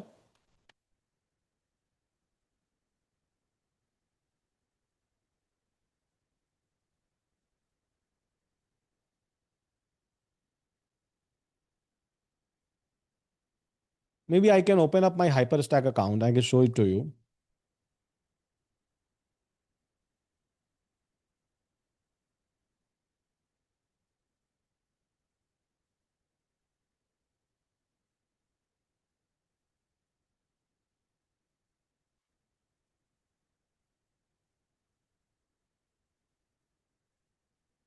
Yeah, this is my HyperStack account. So generally I use GPUs from here. Well, I have like a lot of like different accounts to use a GPUs. But yeah, let me show you like my HyperStack. So virtual machine, deploy a new virtual machine. So see all of this like a virtual machine, VMs they are giving you. So here you will be able to find out like H100 with the 80 GB of a 80 GB of a RAM, basically. So again, you can try to commence like a 1, 2, 3, 8 all together. So 8 H100 you can take. Then A100 is again. So you will, and again, charges are already mentioned. Okay, as of now, this is out of stock. This is out of stock, right? So all of these GPUs are available. So RTX, this one, this one, this one. In my local system, so basically I have a RTX 4090 series. So I have 4090 in my local system, but yeah, so if you'll come over here, but I just have one, right? Only one graphics card I have. But let's suppose majority of time one will not be sufficient, especially when you're trying to do a training of the model. So in that case, you will have to use maybe 8x, 10x, something like that. And that to a managed one. Yes. So these are basically a GPU series, which we try to use in a real time. Sir, can we host Olama in a cloud and use it? Yeah, you can host it in a cloud. I have already done that. Please check my YouTube video. And I was using like my own private GPUs over here, H100 from this HyperStack itself. Even documentation I have published. So you can check my YouTube video. So in a practical manner, I have already hosted it. I have already tested it, and I have already created a document about it. Documents are open sourced. So it's not like you should have the course access or something. You can check the document. Just follow. Within 30 minutes, you will be able to do it if you're following the document. Yeah. I have already done that. I think like 1 month back I have done that. Yeah. So plus even APIs, not just with Olama. So with Olama there is another video, and with APIs so there is another video. And with Olama, so I have taken 120 billion parameter model, the OSS, OpenAI GPT OSS 120B model I have used. We can fine tune the Quen model on a PDF document. Yes, you can fine tune. Obviously, you can fine tune. Even fine tuning, I have already discussed. So if you'll go and check my previous this one, generative AI with NLP like a lectures, the previous one, the one which I have already finished. So over there, if you'll go, you will be able to find out that multiple different fine tuning I have already discussed in a practical manner with code. That is also there. Olama is good. Yeah, so Olama is basically an interface. They try to just make your life easy. If you have to use some of these open source model in a private environment, means in your environment, right? Maybe cloud, maybe in your local one. In local one, it is of no use, by the way, because every time you will not keep your system up, and every time you will not open your laptop and then run the command. Although it's a one line of command, but again you will not do it. Generally, we go ahead with the cloud one. Yep. Okay. So moving ahead, basically with this, hope it's not getting, you guys are not getting bored with this lecture. Yeah. All of you are able to learn something, a little bit at least. Okay. So here, basically LLMs, right? So I was talking about LLMs. So again, LLM selection is very much important. And again, like I said, so you can go ahead with the API approach. You can go ahead with the like a open source approach. Open source means private approach, basically. So where you are hosting your own model in your own environment. And like I said, so obviously you need a GPU. So calculation needs to be done over there. Now, once this one is done, right? Once this one is done, so maybe I can try to like use something like context optimization. So I can try to use a lang chain. I can try to use a llama indexes so that it will be able to, use some agents to route and to use a particular specific function. So context optimization is something which I can try to do.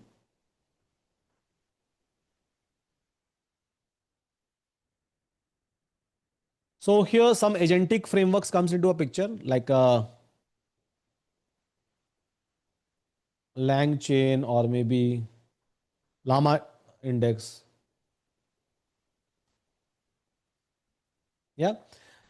Now, so this part is done. So I'm able to hit my vector DB. I'm able to retrieve it. I'm able to re-rank it. I'm able to send those query plus a retrieved document to the LLMs. And now LLMs is able to give me a response. I'm able to optimize it. Yeah. Now this story is done till this point. So till layer number 3, this story is done. Now, all of these things will run in a backend. Yes, user is not aware about it. Your HR team don't know like what you are doing in a backend, right? Basically, we as a tech team are aware about that we are doing this much of job. We are like we have done so much of like a hard work or complex problem we have solved, but doesn't matter like for your HR, for your finance team, for your non-tech team, or even for your other tech team, doesn't matter at all. Like it's your job, right? So you have to build the product. Like people in a like a OpenAI, they are working really very hard, 24/7. We don't care. We just care about the final solution, that we are able to get our like a chat response or not. But yeah, there are like thousands of people who is working literally day and night. Maybe they're not able to get a sleep even once in a week properly, right?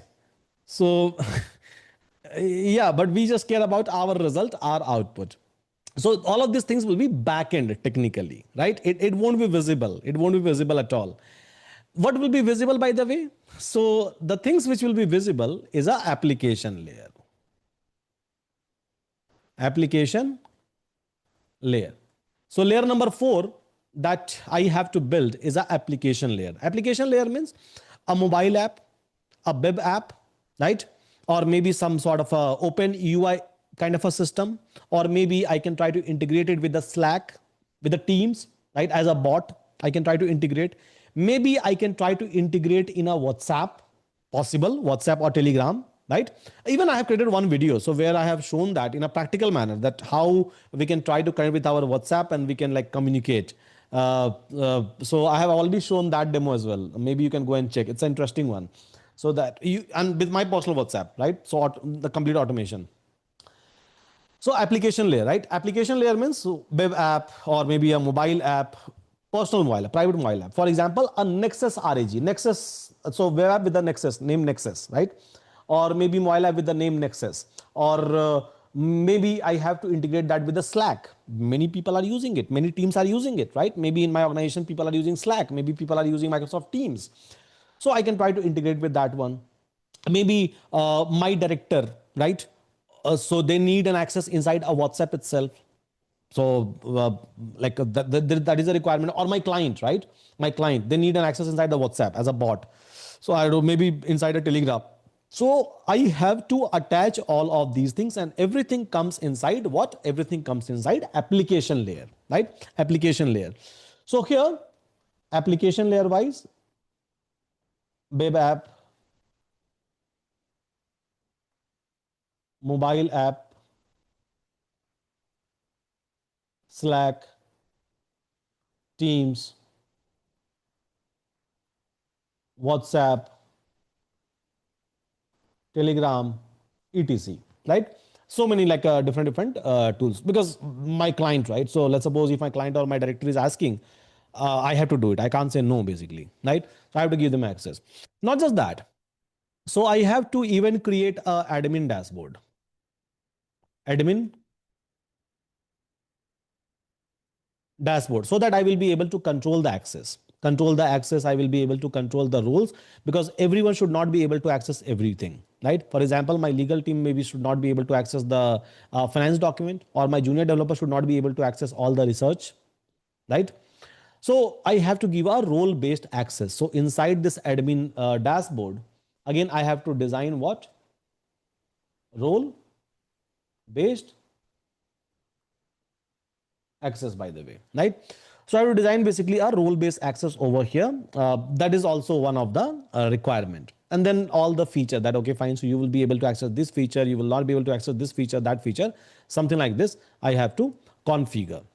So this will happen on a application layer, which is again a layer which will be visible to my final stakeholders. Yeah. So final stakeholder means your company employee, your director, your client, or anyone. They will be able to access this particular one. Now, so once my application layer will be done, so obviously I have to even take care of a security layer. Security layer, because you are exposing a lot of like a private data, not a lot of private data, all the private data. You are trying to work with those kind of a data, and that too company's data, right? A whole company data. So you have to carefully design the entire security layer. So you can try to design maybe a end-to-end encryption. You can try to design maybe a single sign-on. Maybe you can try to design end-to-end encryption over here, E2E encryption, and then like a layer which is transferring a data in between. So it should not pass as a plain text over there. It should pass as maybe some key values you have to design. And then you have to even do a audit log you have to configure, and monitoring you have to do. So maybe you can end up using a Prometheus and Grafana over here, right? So you have to do this one. So security layer you have to design. And then, right? So once all of this design will be done, let's suppose once I'm able to design all of this 5 layer, I'm able to write the code and everything. And obviously everything is connected with everything. Then I have to obviously go ahead with the deployment layer. Deployment layer, right? Deployment layer. Now, deployment wise, so generally we try to create a multiple system, not just one single system. So there will be a dev system,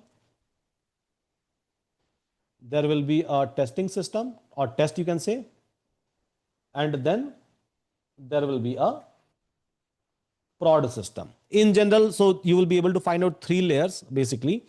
In some of the company, you will be able to find out even a pre-prod. So in between here, so you will be able to find out a pre-prod system as well.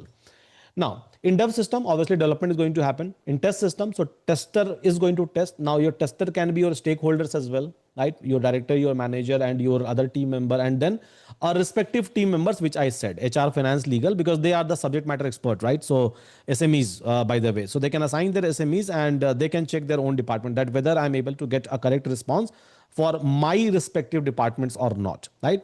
So there will be a stakeholder testing or will happen, which may happen in a like a testing environment, which may happen in a pre-prod environment. And then you are going to migrate the entire system into a prod. Entire system means all of this 5 layer in one shot, you will end up migrating into the final production layer. And basically, user acceptance testing, UAT, technically you can say pre-prod, right? So pre-prod, user acceptance testing. So once your stakeholder are going to say yes, that because they will be user, your client can be a user, your internal team members can be a user. So generally UAT, user acceptance testing, we try to do. Technically, these are the names that we used to call. Every team will be calling as a different name, right? Depends on the organization. But yeah, in general, you will find these 3 environment. Now, so your code should migrate from this to this to this. So technically, we will be using a CI/CD pipeline, continuous integration, continuous deployment kind of a pipeline. We are going to use something like a GitHub action kind of a things we are going to use. Now, when we talk about this environment, dev, testing, or prod, so dev will be a light-weighted environment. Testing will be also a light-weighted environment, or prod will be a heavy environment, right? And we have to literally do a cost calculation for this prod environment. Dev and testing is not going to cost you much, right? And anyhow, it's necessary, but it should be like a very small environment, very small like a resources is required to configure this one. But for prod, we need a proper planning, right? We need a proper planning. So now let's talk about this cost basically, right?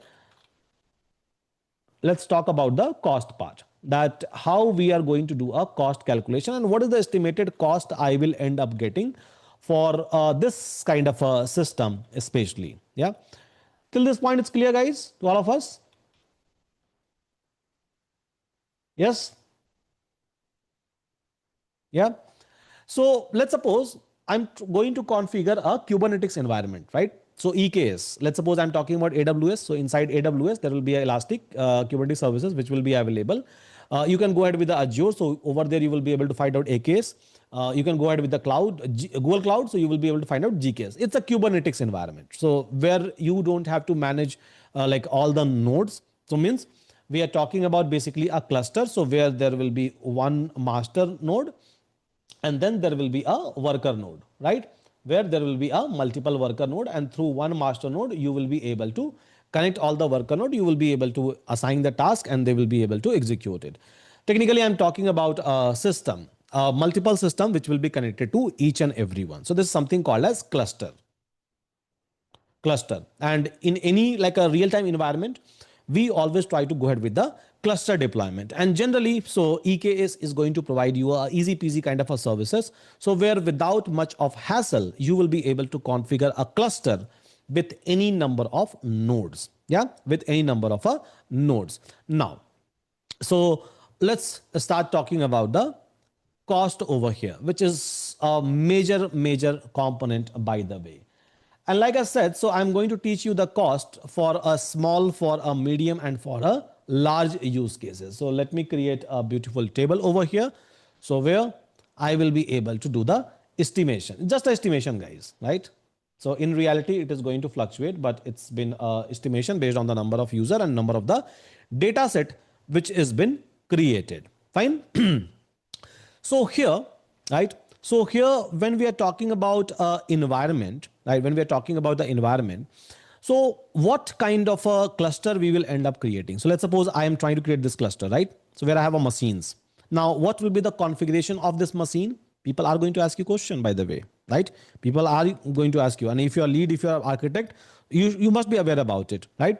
So here, let's suppose if I'm talking about maybe like, here, let me write down a small, then medium, and then let's suppose here we have a large, right? Now, here we have a cost bucket, let's suppose I'm going to write down. Yeah. Now, so here, if I'm going to configure a EKS cluster, right? EKS cluster, So if I have a small, right? If I have basically a small means user is user is 100. This is the assumptions of a small I'm talking about, right? So 100 users. And then a small means, let me delete this part first. Let me write the estimation for the small. So small means I will be having 100 users. Medium means I will be having 1,000 users. And enterprise means large means I will be having 10,000 users. That will be my estimation. Now, so corpus wise means data wise. So how much data we are like going to process in case of a small. So data wise, so let's suppose here I'm talking about a 50K docs approximately. In a medium, if I'm saying medium means I am talking about basically 500K, 5 lakh docs basically, which I'm processing. And if I'll talk about a large, so I'm talking about approximately 5 million docs, right? So that is my assumption about the small, medium, and large in terms of user, in terms of a data. In terms of QPS, QPS is what? Question per second. Basically, this is the meaning of QPS because QPS matters in terms of REG system. So what is my QPS by the way? So here in a peak time, QPS means question per second. Again, remember question per second. Fine. So here QPS wise in terms of a small system. So let's suppose I will be expecting 2 to 3 question per second. That's a frequency, right? In case of a medium organization, so 15 to 20 will be my QPS question per second. And in terms of a large organization, so my QPS will be 100 to 200, let's suppose, right? Again, that is my assumption. Now, so here node wise, right? Node wise means machine. Node means machine I'm talking about. So machine wise, let's suppose 3 machine I'll keep over here, 6 machine I'll keep over here, and 15 machine I'll try to keep over here. Machine capacity wise, basically, so what kind of a capacity I'm going to use? So let's suppose on an average, I'm not taking a very heavy weighted machine over here. So I'm taking maybe M7G large. So M7G large is a series that you will be able to find out on AWS. Large I'm going to use. So in one M7G large, like a large one, you will be able to find out 2 virtual core CPU, and then you will be able to find out 8 GB of a RAM. So if I'm talking about 3, so just multiply by 3. So I have 3 M7G system over here. So again, same system. I'm just going to write M7G. So same M7G I have 6 over here, and same M7G I have 15 over here in case of a large. So this is the initial estimation, and anyone and everyone has to do it by the way. Without that, how you will build a system, how you will do the configuration. So these are the matrices, right? These are the matrices which I have to pre-consider even before like, commencing my production environment. I have to pre-consider that, okay, how many users, what is the data size, what is the question per second, and how many node I have to configure, and then what should be the node. Then only you will be able to derive the cost. Otherwise, you will not be able to derive the cost by the way, right? So this is like again, this is not the whole assumptions we are taking. There are more, right? There are more assumptions that we are going to take, but yeah, this is something that you have to design. That let's suppose today I'm launching my product, but I'm into the small tier. Then eventually next month I will move to this one. When next month I will move to this one. So I have to plan accordingly, right? I have to plan accordingly, and this is something which we try to pre-plan. It's not like build the system and then like we'll do the planning in a later stage. No, that is not going to happen. Yeah, that is not going to happen. So here, this is the system configuration, or you can say a cluster configuration that we have to do. This kind of a cluster configuration. Now let's talk about the cost by the way. Yeah. So how much it is going to cost me if I'm going ahead with this kind of a system, and what external cost is going to occur in general on me. So in general, if I'll talk about this, because as of now we have machines, right? So we have 3 machines, we have 6 machine, and we have 5 machine over here. So what will be the approximately monthly cost? I'm talking about monthly cost, right?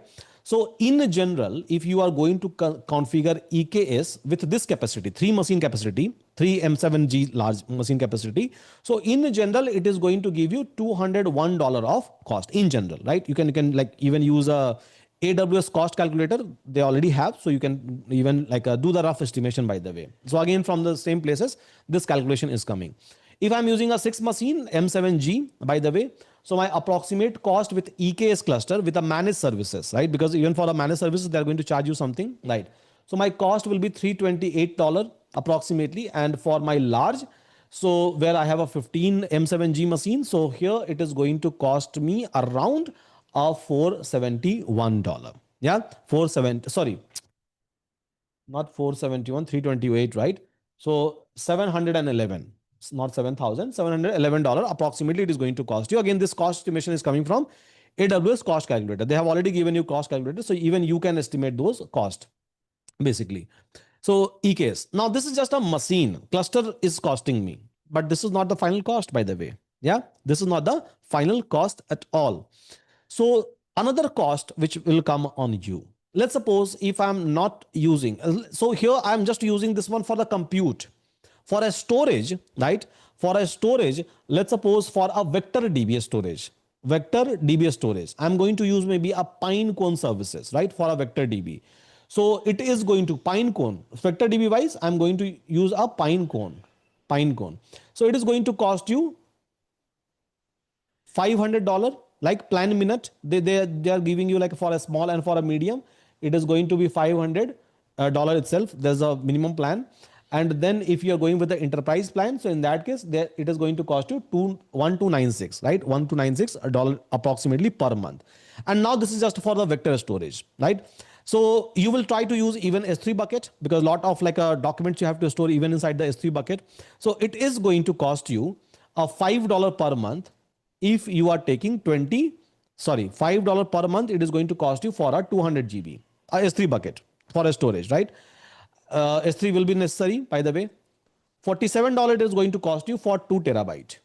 And it is going to cost you approximately $471 per month for a 20 terabyte. Yeah, 20 terabyte. So S3 bucket, again, this cost is added. Vector DB cost is added. EKS cost is added. Now LLM wise, right? LLM wise. So let's suppose I'm going ahead with the API approach. API, because we had two approach, right? One approach is go ahead and use the API. Second approach was host the model. Both of this approach is going to give me the cost, by the way, right? So in terms of hosting, again, I have to like take care of the maintenance, my clusters, and then I have to pay for H100, A100, right? So both the approaches, like I said, it is going to give you the cost. Let's suppose I'm going ahead with the API cost approach, because you will be with the certainty you will be able to do the calculation. So let's suppose I'm using a LLM API, right? For example, GPT-5 mini, GPT-5 mini, right? So my document is fixed. How much document we are processing, we are fixed. So approximately we can do the token calculation. Again, size matters, size of the document matters, but yeah, approximation we can try to do it. So here maybe it is going to cost me $112 per month, right? So here it is going to cost me in this instances $1125 per month, 1,125, and then here it is going to cost me $11,250 if I'm talking about the 5 million document per month, right? This is the cost which I will be able to get if document size approximate 25 MB to 30 MB. The approximation which I have taken in the beginning itself. So my document average document size is 25 MB to 50 MB, right? Now, this is something. Now we have been using a re-ranker. Re-ranker also plays a major role in this layer, right? Retrieval layer, re-ranker, because I have to make it robust. So if I'm going to like use a open source re-ranker, which is not going to be very much good. If I'm going to use a Cohera kind of a re-ranker where they try to give you an API access as a service. So re-ranker and re-ranker wise Cohera. Cohera I'm going to use. So for this small case, it is going to cost me approximately $90 per month. For a medium case, it is going to cost me approximately $900 per month. And for this large case, it is going to cost me $9,000 per month. So again, a lot of like a costliest operation we are trying to do over here. This is the approximate cost, but this is not the ultimate cost. There will be some cost which is going to come on you on an infra side. Now, if you are going to do the addition, right? So this small is going to give you approximately 1258 per month. This is going to give you approximately $3,601 per $3,601 per month. And this is going to give you approximately $24,000, 481 per month. So this is the approximate cost you will be able to get for the above requirement, the mention like user number, like 100,000 and 10,000, and then like data, and then QPS, and then number of node if you are going to configure Approximately. Now there are a lot of like a scope where you can go with the cost increase, or maybe you can go with the cost optimization possibility. My heavy cost is going with this one and this one, so maybe I can do something about this one, right? Or maybe I can compromise with some of the accuracy, maybe I can compromise with some of the ease of uses. So there are a lot of like things optimization wise that can be done, and this will be the cost of your what? This will be a cost of your prod system. A small cost will come here, a small cost will come even over here. But yeah, this is not going to be the major one. A major cost is going to be the prod one, by the way, you all will be able to get. I'm just thinking how much you are burning. We are burning more than we are earning. So, yeah. Now do the calculation and estimation. So see, technology is not tough to design or to build. Again, you can run something in your local system. People say, "Wow, I can run in my local system. Why do I need an API access? Why do I need this? Why do I need that?" I mean, like you are able to run something in a local system, but how like how much you will be able to use it for how long? Yeah. अरे sir कमाओ ऐसा मत करो अरे कैसे कमाए कमाने चलेंगे तो कोर्स का दाम बढ़ाना पड़ेगा आई मीन लाइक सब्सक्रिप्शन बढ़ाना पड़ेगा Yeah, this is gold what you are sharing, generative AI architecture level detail. Thank you. So do you have any video on VLLM available? Yeah, VLLM already available. See, and that too with the document it's available by the way. Go to my YouTube, not my YouTube, Euron's YouTube channel, and then from there you can search.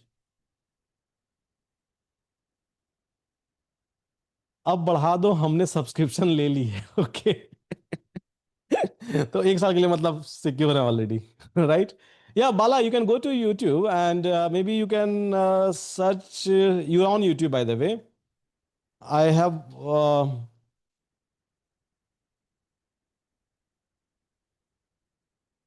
so somewhere here mm,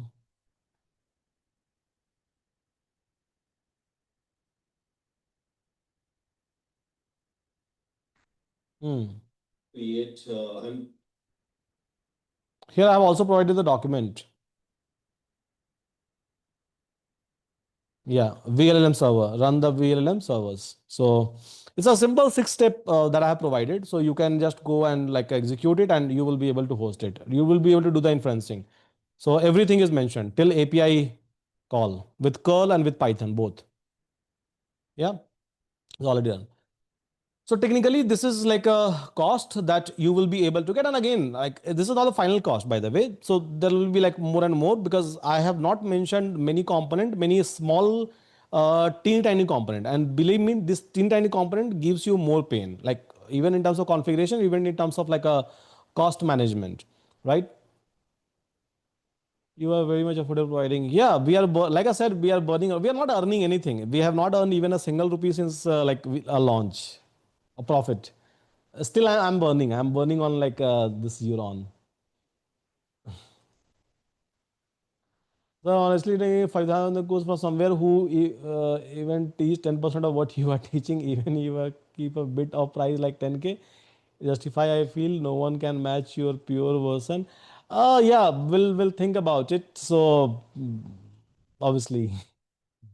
Employees cost. Yeah, so this doesn't even include employee cost, by the way. And yeah, you have to keep the employee. You have to like keep their houses up and running. They will be looking for appraisal. Again, if you're hiring someone, so there will be a cost even attached with that. And then you have to provide the system, good machines, right?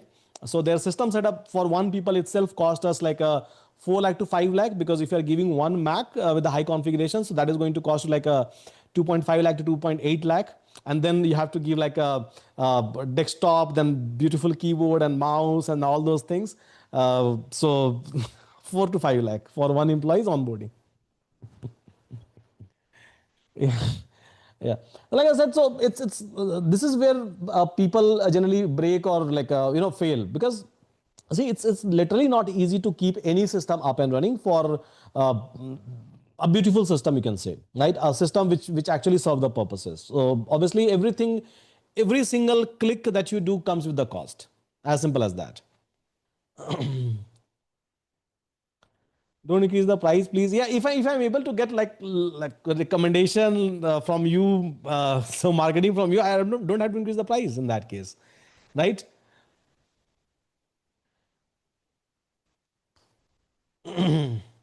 You are really helping us, so ID. Okay, very good. Thanks for developing. Yeah, so maybe from support wise, so you can just increase our enrollment. You can be a brand ambassador. You can just try to promote.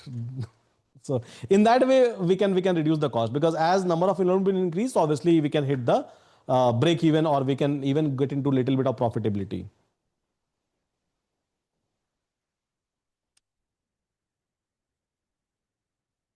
Logic for these calculations is not 100% clear. I think logic I have given you for this calculation. See, this is the base for this calculation. Number of user, data, QPS. So this is the basically three base which I have taken. So I don't think that like it's not clear and I have not explained. I have clearly said that I'm designing for 100 user, 1000 user or 10,000 user. I'm processing this many document. Per document size is approximately 20-25 MB in general, right? And then QPS, question per second, is 2 to 3. So this is the base for calculation, by the way.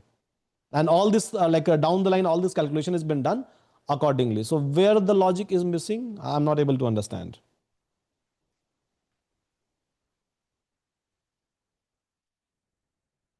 Oh,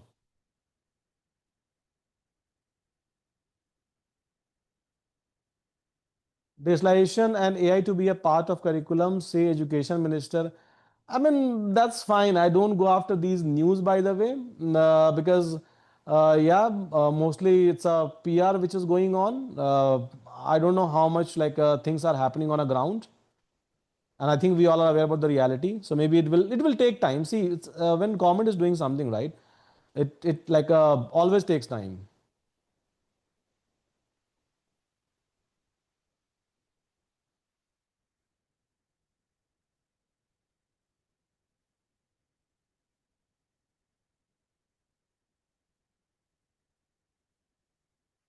Okay, I have enrolled for my kids.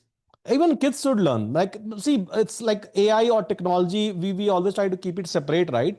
And we say that okay, so we'll try to learn when time will come. But I think it's time now. Just the way we are learning physics, chemistry, mathematics, or other activities that we are trying to do. Along with that, we can learn even a tech, and I don't think that that's that tough. It's even easier than learning physics, chemistry, and mathematics. But yeah, I'm always advise people that at least try to keep two, three things intact. First is mathematics. Believe me, mathematics gives you a lot of logical understanding, and it is going to be with you for your entire life. Maybe we keep on saying that we are not using algebra, we are not using calculus, we are not using geometry, and we all have studied those things, right? But believe me, it helps you a lot in terms of understanding the world, in terms of understanding complex things, anything, literally anything, when you will start understanding. So mathematics is very important even in my childhood. So I was not able to focus much on other things, but yeah, mathematics I was like very good. And more than mathematics, I always loved physics. I always loved physics, believe me. So and somewhere that is going to build a logic a lot, right? So forget about other things like chemistry, biology, history, geography, or anything. But yeah, so if you are good with mathematics, if your kids are good with mathematics and physics, it's a very logical thing, I would say, right? And it will increase IQ level of our kids. It will help them even in a long run and short run both to understand complex things in a very very easy way, and that will give them an edge. And along with that, obviously, tech kids should explore. Mathematics is the heart of AI. I would say mathematics is the heart of entire world, by the way, not just AI. By whatever you see in this entire world, everything is actually a beautiful math.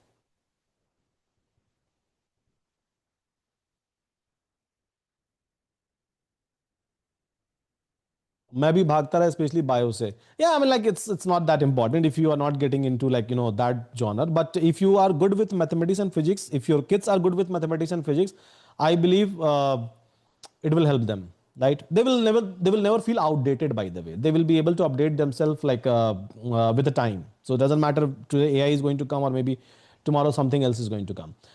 So, okay, this is the cost calculation, guys, by the way. Now, coming to the next phase, I have to discuss a couple of more things with all of you with respect to this one.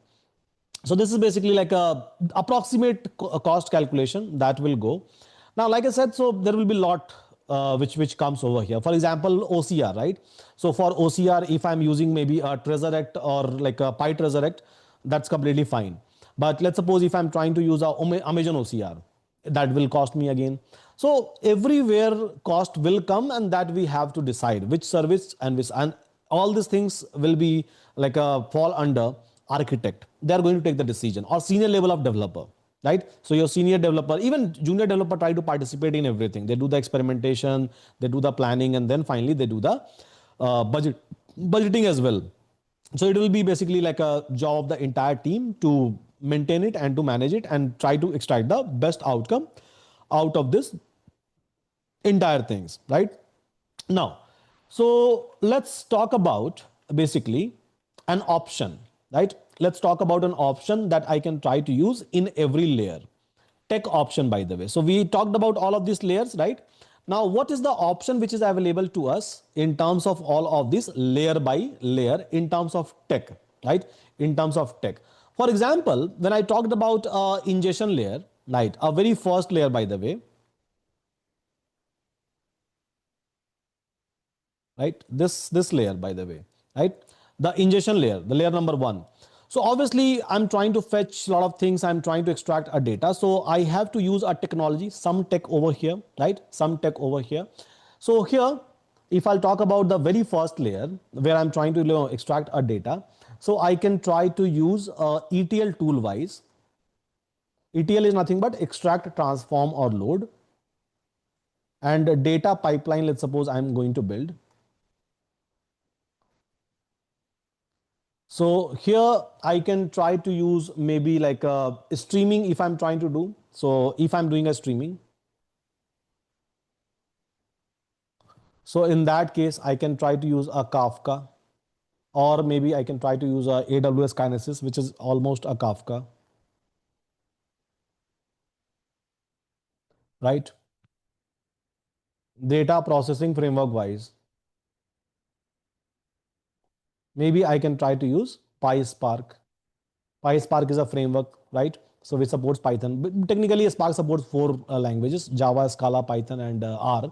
So let's suppose I'm writing this entire things into a like a Python. So maybe I can use a PySpark over here in terms of like a processing this entire data. In terms of like a processing the stream data, maybe a batch data or something, right? And here, so let's suppose, so entire ETL pipeline, maybe I have built with the help of this one. In between, so obviously I'll end up using a scheduler. Scheduler wise, I can try to use maybe a Airflow. So let's suppose scheduler. So scheduler wise, UG, which is a conventional one. No one is using as of now, I think. 5 years back, yes, we have been using a lot. The modern one is Airflow. So by which I will be able to schedule it, or even if I'm using a Databricks platform, so that provides so PySpark, or directly I can use a Databricks kind of a platform. But yeah, for Databricks on enterprise level, so you must be having a tie-up. Generally, if tie-up is not there, then obviously you will end up using a, you will end up writing everything from the scratch. So technically, you will write into a Spark, either it's a Databricks or you are writing something in a local. But yeah, it will be a Spark, and then you can try to use it. If you're using Databricks, so they are providing you a managed schedule services as well. So over there, you don't have to use Airflow. You can use a Databricks scheduler directly. Technically, it's the same thing. But yeah, you will be able to configure everything in the single platform. But again, if you have a tie-up, in general, for a big project, we don't go ahead with the tools. We always try to go ahead with the scratch, like a writing the code. Now, second part was like a indexing and then vectorization and storage. So indexing and storage wise, I have a multiple options, right? So indexing wise, if I'll talk about a vector database, vector DB, I have already mentioned. So I have option number one, Facebook AI similarity search. I have option number two, Chroma DB. In my calculation, I have mentioned Pinecone, by the way, right? So I have Pinecone. And I think we all know the differences, major differences, open source, proprietary, right? So I have something called as Baviet. I have something called as option wise, right? Quadrant. even we can go ahead with the price comparison. So I have maybe MongoDB as well. And nowadays, many databases are giving you those things, right? Let's suppose if I'm implementing some sort of a traditional search as well. So this is the vector. So where you will go ahead with the dense search, right? Let's suppose if I'm going ahead with the traditional search. So traditional search wise, we try to do an implementation of Elasticsearch, or same thing you will be able to find out inside the AWS as a managed services, which is called as Open Search another service, or maybe Vespa again is been used for a search operation, VESPA. Yeah. Okay. Now, so indexing and storage, right? Storage wise. So storage wise, what an option I have. So if I'm using AWS, then obviously I have a S3. If I'm using Azure, so in that case, I have a blob, Azure blobs. Azure BLOB, Azure blobs, by the way. Or maybe I have a GCS option if I'm using like a Google Cloud GCS option, right? Google Storage I have. Now, so this is for indexing and storage. So these are the option. I can try to use like any of these options. So whenever I'm trying to design this project, I will be considering all of this. This is how, and this is what your lead and architect is going to do, and this is what your senior developers are going to do, right? So they will be considering multiple options, and obviously they will try to filter out only one option out of this based on cost, optimization, latency, many other factors, and a business tie-ups basically, right? So out of this one, but yeah, these are the options which is available to all of you. Now, if I'll talk about like embedding and re-ranking, so basically it was for a layer number 2. My layer number 3 was what? So my layer number 3 was uh, re-ranking and embedding, right? Embedding and re-ranking. Now, what are the option which is available to me for embedding? Very first option, which I would love to light, by the way, although you're not going to use it, I know, URI API. We are providing it, right, for embedding. At least we are providing you 365 lakh token, which is too huge. Just do the math, calculate the cost for 365 lakh token. You will be amazed. Like, so yeah, URI API is something that you can try to use. So where we are giving you text embedding 3 a small model, by the way, from OpenAI, or you can try to use maybe like OpenAI, OpenAI API directly. You can try to use maybe Cohera embedding.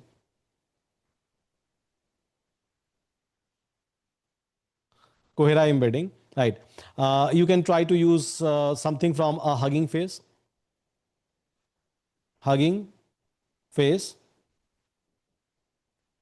sentence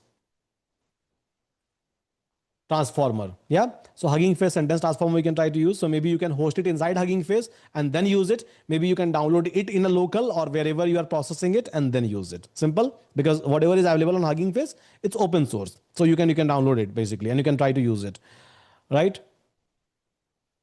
Don't be shy while promoting Euron. Yeah, obviously I should not. Okay, so you can try to use Hugging Face and sentence transformer. I think we all know. Inside my class, I have already used my Mistral, I believe, last week when I was talking about the embedding in my class. So I have already used it. So these are the options you have for embeddings, by the way. For a re-ranking, basically we have some of the open source re. These are for these are technically for embedding, right? I think we all are aware about it. Then re-ranking.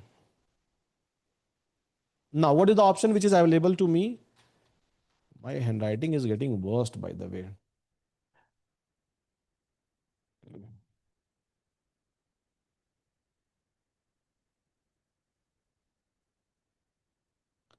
Re-ranking. So for re-ranking, we can try to use something like open source BGE re-ranker. We can try to use a paid APIs by Cohera.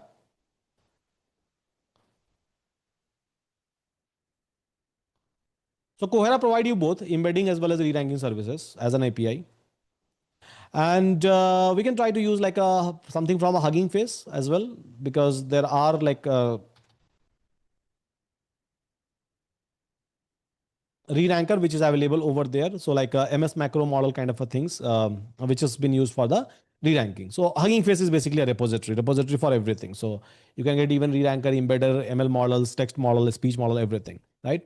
So these are the option that I have in my hand now.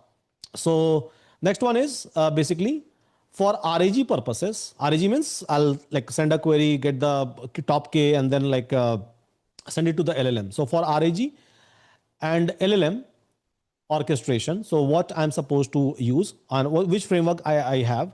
So framework wise, even yesterday when I have shown you the example, right? So I was using LangChain, by the way, so that I can optimize my code, because they're directly providing you a connectors. They're directly providing you the basically the high level SDKs. So I can try to use framework wise. Framework wise, I have what option? I have basically Lang, chain. I have basically Llama index as an option. I have a Lang graph as an option. I have crew AI as an option. I have autogen as an option. So there are so many options out there, right? Framework wise. Yesterday, I have already used LangChain when I was trying to demonstrate a RAG application, right? For maybe Facebook AI, similarity search indexing and retrieval. Yeah. Now, so LLM you need. So these are the framework, right? But these frameworks needs LLM access, right? So that you can send the query and the document to the LLMs, and then LLM is going to give you the final response. So you can try to use obviously LLM wise proudly Uri API, which is providing you what? So which providing you a open AI model, which is providing you a DeepSeek model, which is providing you a Mistral series model, which is providing you a Gemini series model, right? All the latest one. So you can try to use this one for LLM access. You can try to use obviously OpenAI GPT over here. Not just OpenAI, I would say you can try to use a Gemini even series. You can try to use a Meta Llama series. Again, it's very much powerful. Llama series. You have Anthropic Clouded series. Anthropic Clouded series you can try to use. In terms of API, if you have to consume MetaLlama, it's open source. Gemini, many models are open source. If I'll talk about a Mistral series, many models are already open source. If I'll talk about a DeepSeek series, many models are already open source. So you can try to even use those model directly into your production by self-hosting it. If you have a concern that I should not use these models with the API. So and this is something which I have already shown in my YouTube channel, right? That how you can try to do the inferencing with the help of VLLM. Yeah, VLLM framework. It's already there. So you can just quickly go and run it, and you will be able to even host your model. Yeah. So this is basically like LLMs that I can try to use. So there are multiple LLM providers which is available to me. And once this is done, then I had basically what? I had a application layer. Application layer where I had to create a web app, mobile app. I had to create the admin. I have to create basically like a connector for a Slack, connector for Teams, connector for a WhatsApp or Telegram or bot, you can say, right? So here, again, so when I talk about application layer, inside application layer, majorly backend and frontend will come into a picture in a first place. So backend wise, so in which one I'm going to write the backend? My choice will be Fast API if I'm using a Python framework. If I'm using a Mon framework, in that case, my choice will be Node, right? But let's suppose we are developing everything in a Python. So in that case, my backend I can write into a Fast API. Fast API. Other option I have, but maybe I will not prefer to use it in a production. For example, Flask is an option, right? Django also provides you. Django also provides you this option, but my go-to option will be Fast API, basically. So my favorite choice, if someone is going to ask me. So I'll simply say that go with the Fast API. It's literally a stable production grade that you will be able to create, not with Flask, not with Django. If I have to use a front end, right? So front end. So obviously in case of like a front end, you will be able to create a front end in a Streamlit, but again, worst one. Front end Streamlit is not meant for like a production grade. It is not going to give you a UI flexibility and a better user experience. It's just to create the demo application. So my option will be React and Next.js. So your team will do it. So once you are going to create, because majorly it's a backend game, right? Majorly it's a backend game. Everything scales in a backend. Everything will go and crash in a backend. So front end is just like one single like a UI interface, which can be like created by one single developer, a front end developer, right? As per the design. So here front end you can try to use like this one for prototyping. So maybe front end for prototyping, if you are looking for a quick solution, then maybe you can go ahead and use a Streamlit. But I never recommend and I never like suggest to any team or even in my team that go ahead and use like a Streamlit and Gradio UI, which is a Python based UI, Python based like a library for creating a UI in a production environment. So not you, don't use it. If you are just doing a prototyping, it's fine, right? But if you are building something for the user, something which you would like to like a sell, uh, then answer is no. Very simple, right? Answer is going to be absolute no from my side. So backend and front end, again inside that chat interface, admin and everything, you are going to create it, right? And then obviously your backend, so you are going to create even a bot, right, which you will write in a backend, and that you will be able to integrate inside the as a Slack bot, as a Telegram bot, as a team bot, as a Jira plugin, something like that you can try to integrate. So these are the tech stack in general you are supposed to use. Then for a deployment of the infrastructure,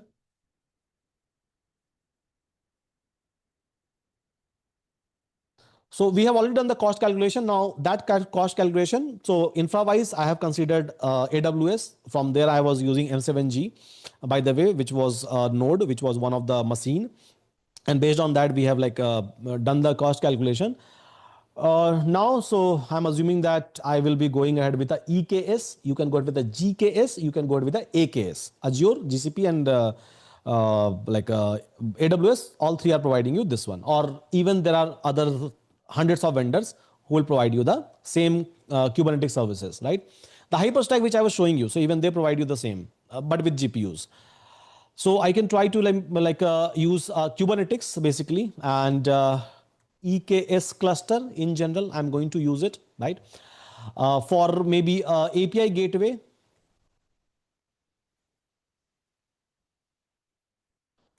and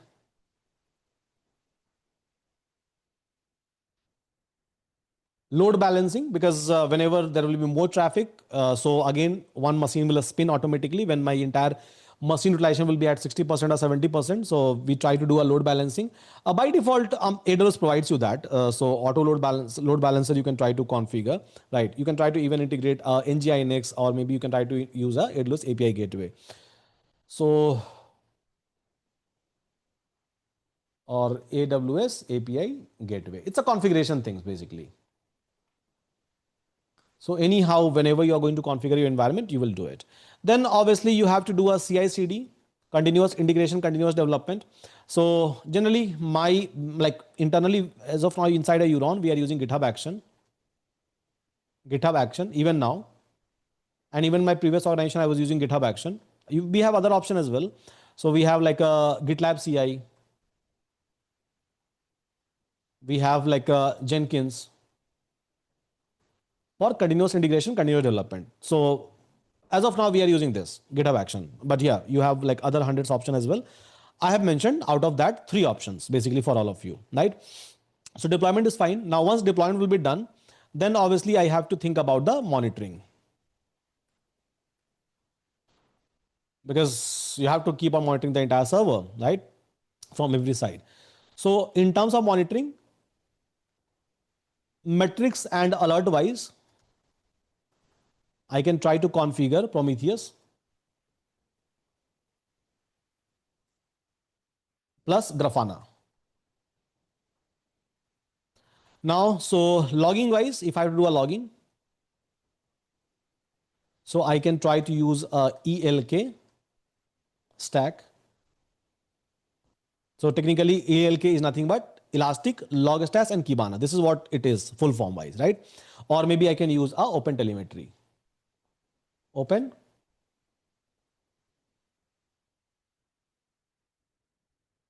Open Telemetry. And yeah, so tracing wise, if I had to trace some of the logs, tracing wise, I can try to use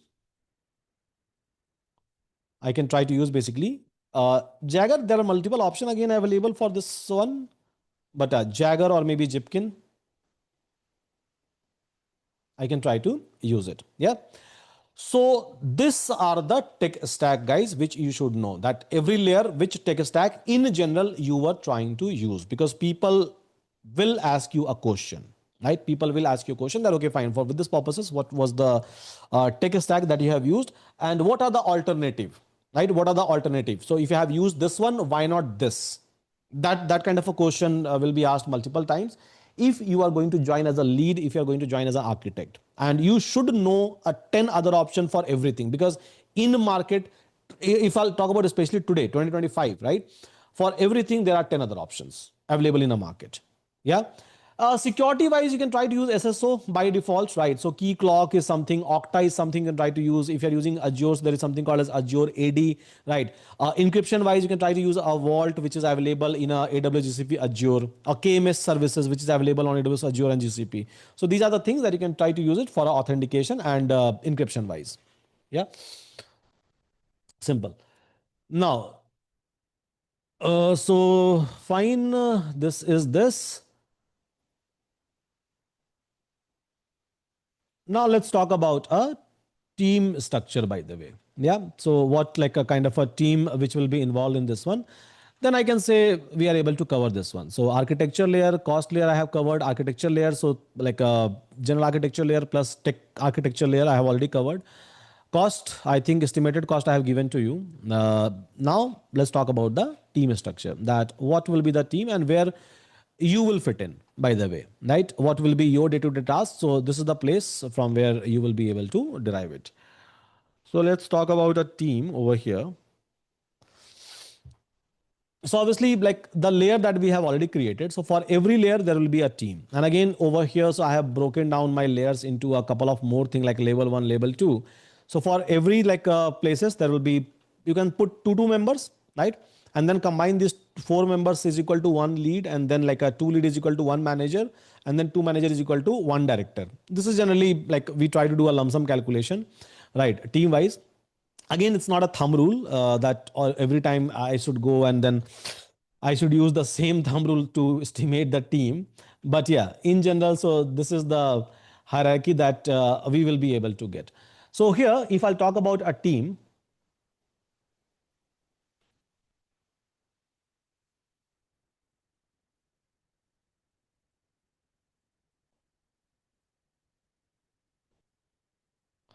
structure, right?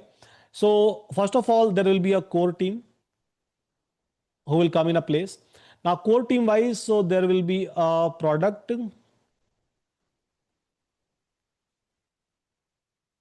manager, right? There will be a solution architect.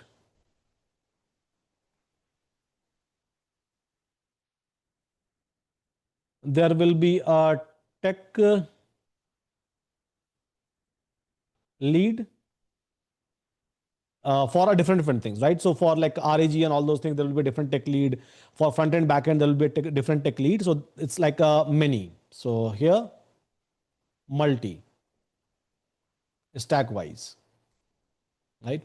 In a startups, obviously there will be one. Maybe there will be no tech lead, there will be no solution architect, there will be no like a product manager, a bunch of junior developer, and then founder work together, right? In a startup culture. But yeah, so in general, in MNC and product companies, you will find this kind of a structure, by the way. Fine. Now inside a team, you will be able to find out like a different again inside this you will be able to find out different pod. So let's suppose if for this project if I have to create the pod, so pod means a bunch of team member, yeah, bunch of team member. So there will be layer wise pod. So there will be ingestion pod. Ingestion was my first layer, right? There will be my retrieval pod, not SD pod, just a name I would say. So every company like try to call it in a different way. It's my way of calling it. So app and integration wise, integration pod will be there. Then a platform and security pod will be there.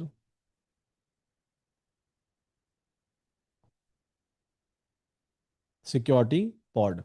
Many like managers and many directors, they try to give a different name to their team. Even I have given a different name based on maybe a star, based on maybe a river or maybe places. But yeah, in general, it's a pod. And then there will be a Q analytics pod. So testing basically QA and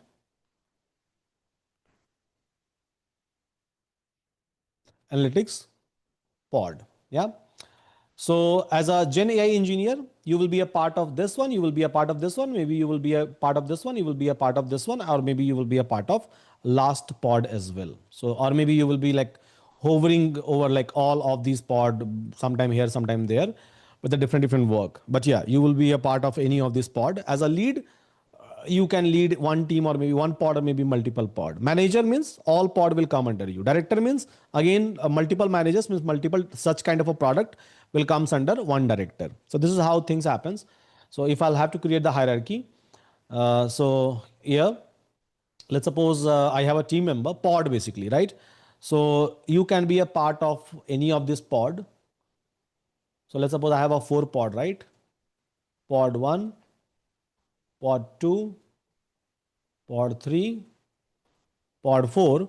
So lead 1 can manage 1 or 2 pod, it depends. Lead 1 and then maybe lead 2. Again, I'm just like creating the simple structure, and then there is a 3 leads, let's suppose, right? Lead 3. And then there are like a manager on top of this, technical manager, right? So manager 1 or architect, even you can say architect or manager. And then there will be like manager technical 1, and then there will be in a product based companies you will find out technical manager, and then maybe architect or director, they will be reporting to this one. So maybe this hierarchy, this will go even longer, so as the organization architecture will change or it will be like big. But yeah, in general you will be able to find out these many layers. Generally layers will be more actually. But yeah, in a startup, so maybe only one bottom layer you will be able to find out, right?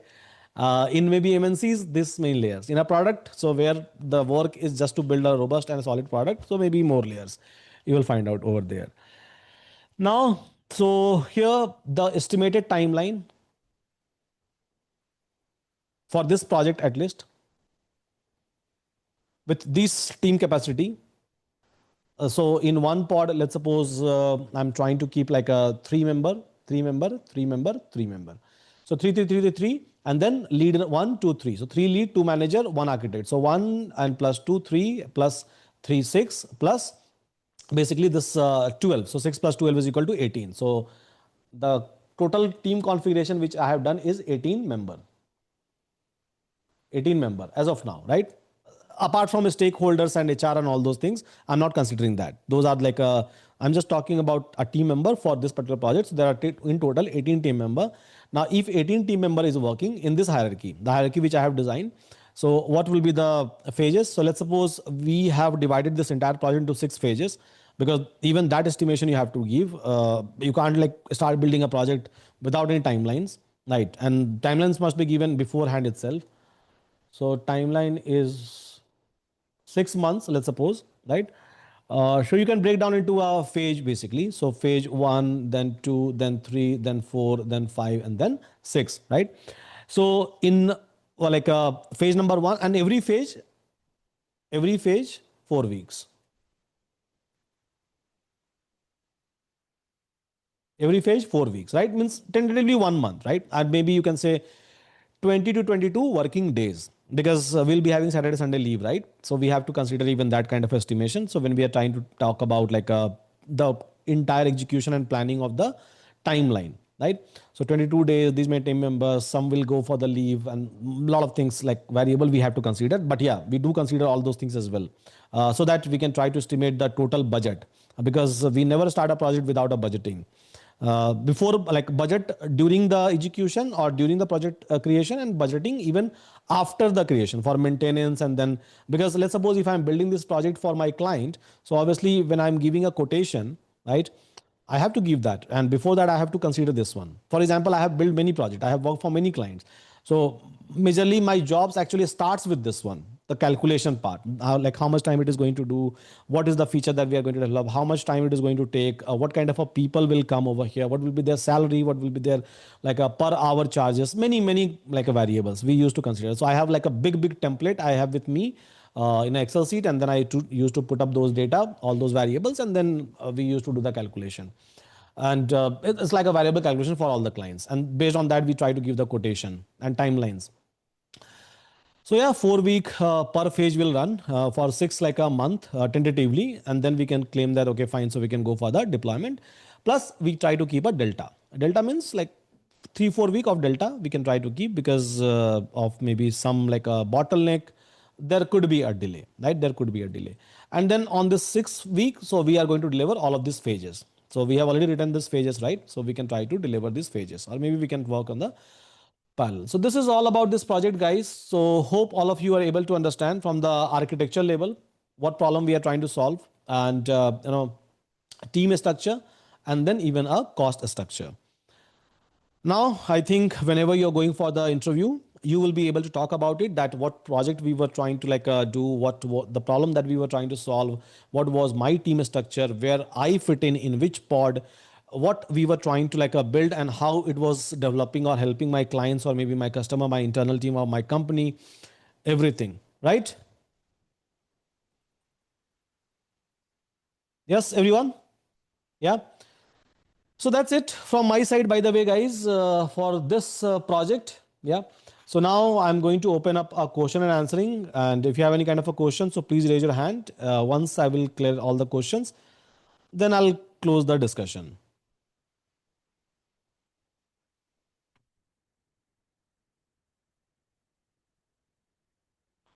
Okay. So any question, I'm open for any kind of a question, by the way. Yeah. Go ahead. Hi sir. Hi sir, this is Yeah. Bharatwaj. Yeah. Go ahead, please. Yeah, yes sir. Like it was very, very useful teaching lecture today, sir. Thank you. A lot many concepts in terms of architecture wise, when very broader perspective you taught and things.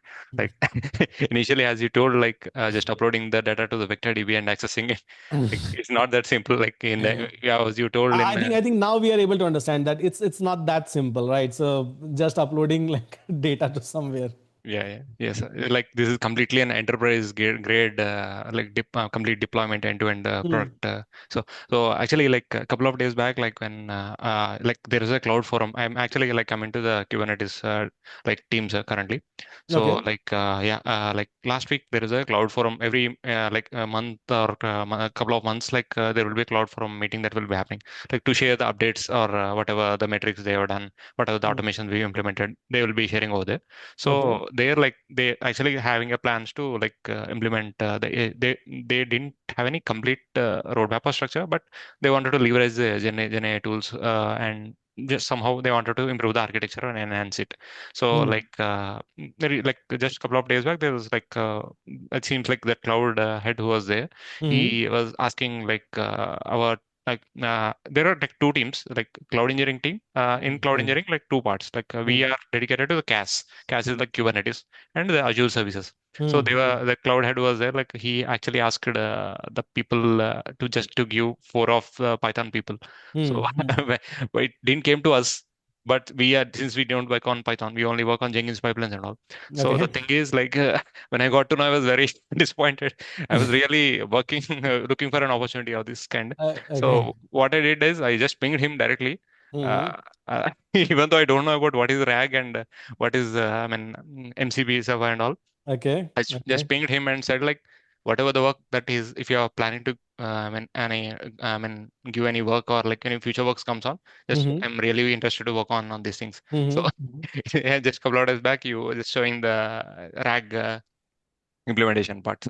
Hmm. So like when I pinged him, that's what he told. What he told is so initially you start with how to develop an agent and Hmm. Hmm. focus on agent. That's what he told, Okay. and connecting that agent to the MCP server.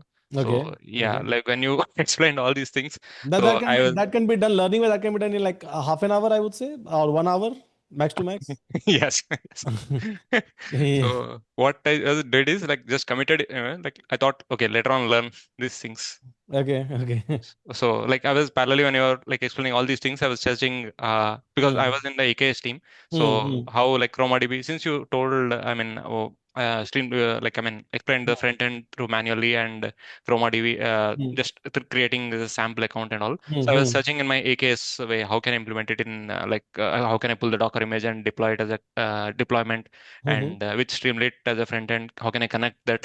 And I Hmm. was searching all these I things. think yeah. So that kind of a project I have already discussed multiple times. Maybe you don't have to search. Maybe just go through the one of the classes which I have already delivered, and even code is available. So it can be done, and then that will be like a good starting point for you. Yes, yes, sir. Yeah. So Yeah. like if in order to scale it at an enterprise level, like and one more hurdle is like I don't know whether how many like standard if not sure, maybe in the R&D cluster that I have, maybe I can Hmm. pull image and I can spin up and run the ChromaDB. But Hmm. yeah, in terms of standardization, whether what they did is like they are having it seems like they did developed an over like kind of OpenAI wrapper kind of Hmm. model. Hmm. So, Hmm. but Hmm. only that need to be used, I hope. But in terms Hmm. of using OpenAI tools, other open source tools, that's again a broader discussion need to be Hmm. done, I think so. Hmm. Hmm. Yeah. Hmm. So yeah, this is the starting points of the sort. Okay. Okay. And I hope you are enjoying this class, by the way. Very much, very much. Yeah. And what about others, guys? So are you enjoying or not enjoying? Just like opened up a laptop, watching as a movie, and then okay, fine. So yeah, in a chat. Okay, Sarik is saying this is अब तो मैं director के लिए apply करूँ एकदम director architect सब So when on, you explained all these things, right? So like, I mean, in terms of layers and tools हाँ and costing हाँ wise. So हाँ yeah, I thought like maybe once I did this in this week, I'm planning to deploy that ChromaDB and just hmm, have a sample records uploaded and hmm, just show a sample prototype hmm, bot kind of thing. Hmm, So and then maybe just noting all these, jotting all these points. Okay, if you are planning and allocating budget, so this hmm, is maybe a enterprise graded project. That's what I hmm, wanted to hmm, planning to show. yeah, Yes. yeah. Okay, thank you. Thanks. Thank you. Next, Abhijit, Abrajit Pal. Abhijit, yes. Please go ahead. Hi, Sudhanshu. Yeah, So, hi. Hi, yeah. so thing is, like as you said just a few minutes back, apart from Streamlit, it's not production grade. Okay. Hmm. Hmm. So, what context you are saying? Because reason why I'm asking, because in my organization we have a lot of app is in it's in R Shiny. Okay. Okay, So SignER basically. Yeah, SignER. Shiny. Yeah. So those. The worst library I would say for building at least a UI. Again, SignER. I have used it, but like I've used it, I think like 6, 7 year back. I've been using it, Okay. Okay. So, and it's a worst one, by the way.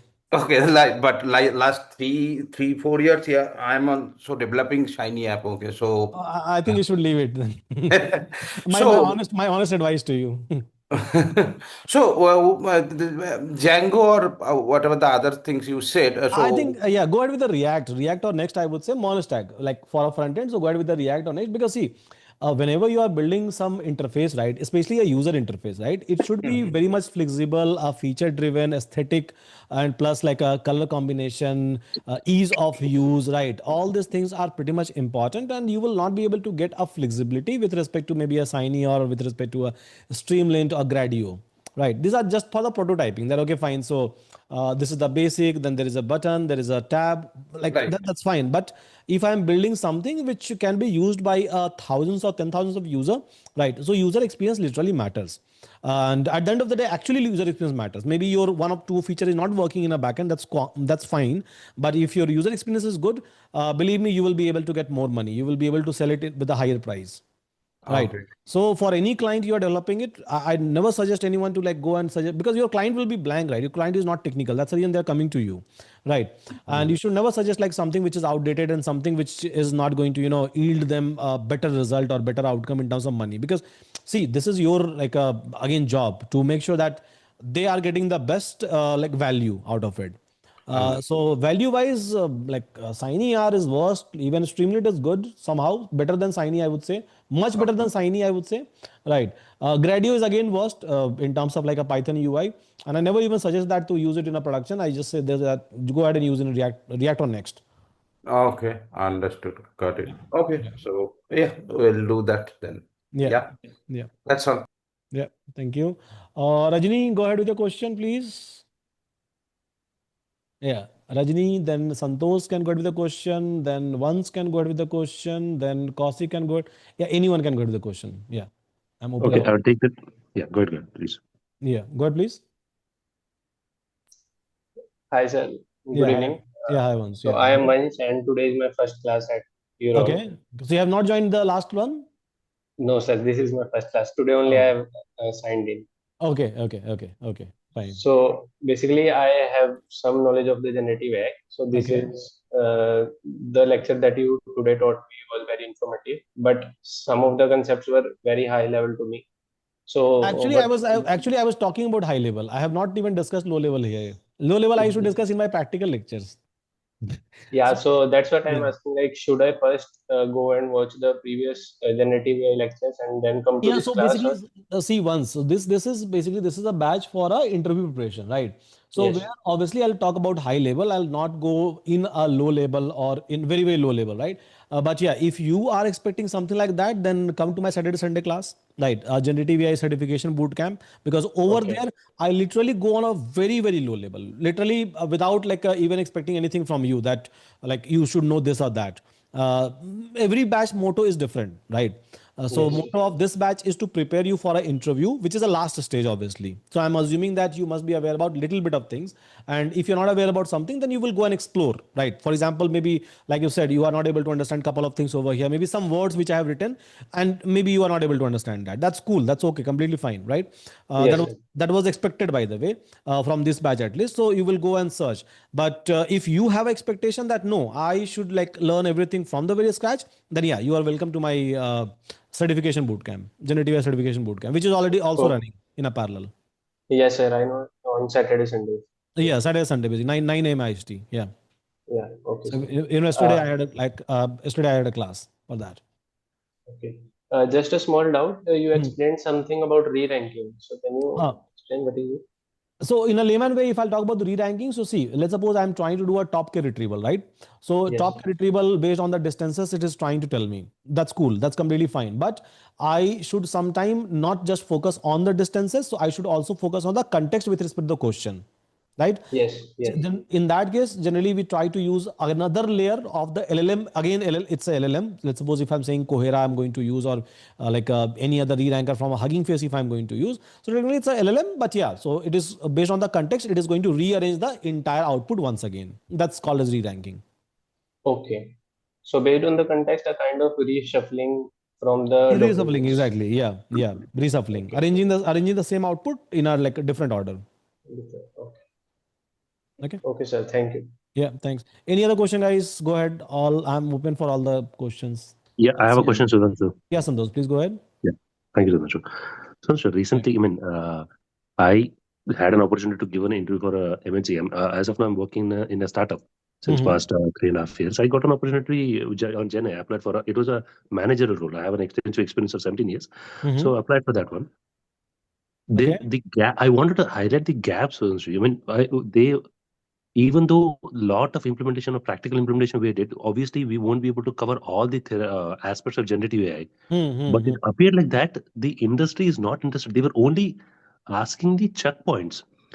And the good thing is that when I came to I was continuing the course, all the checkpoints were covered at your course, Sonuji. I mean, it was literally like picked up from whatever the topic you're saying.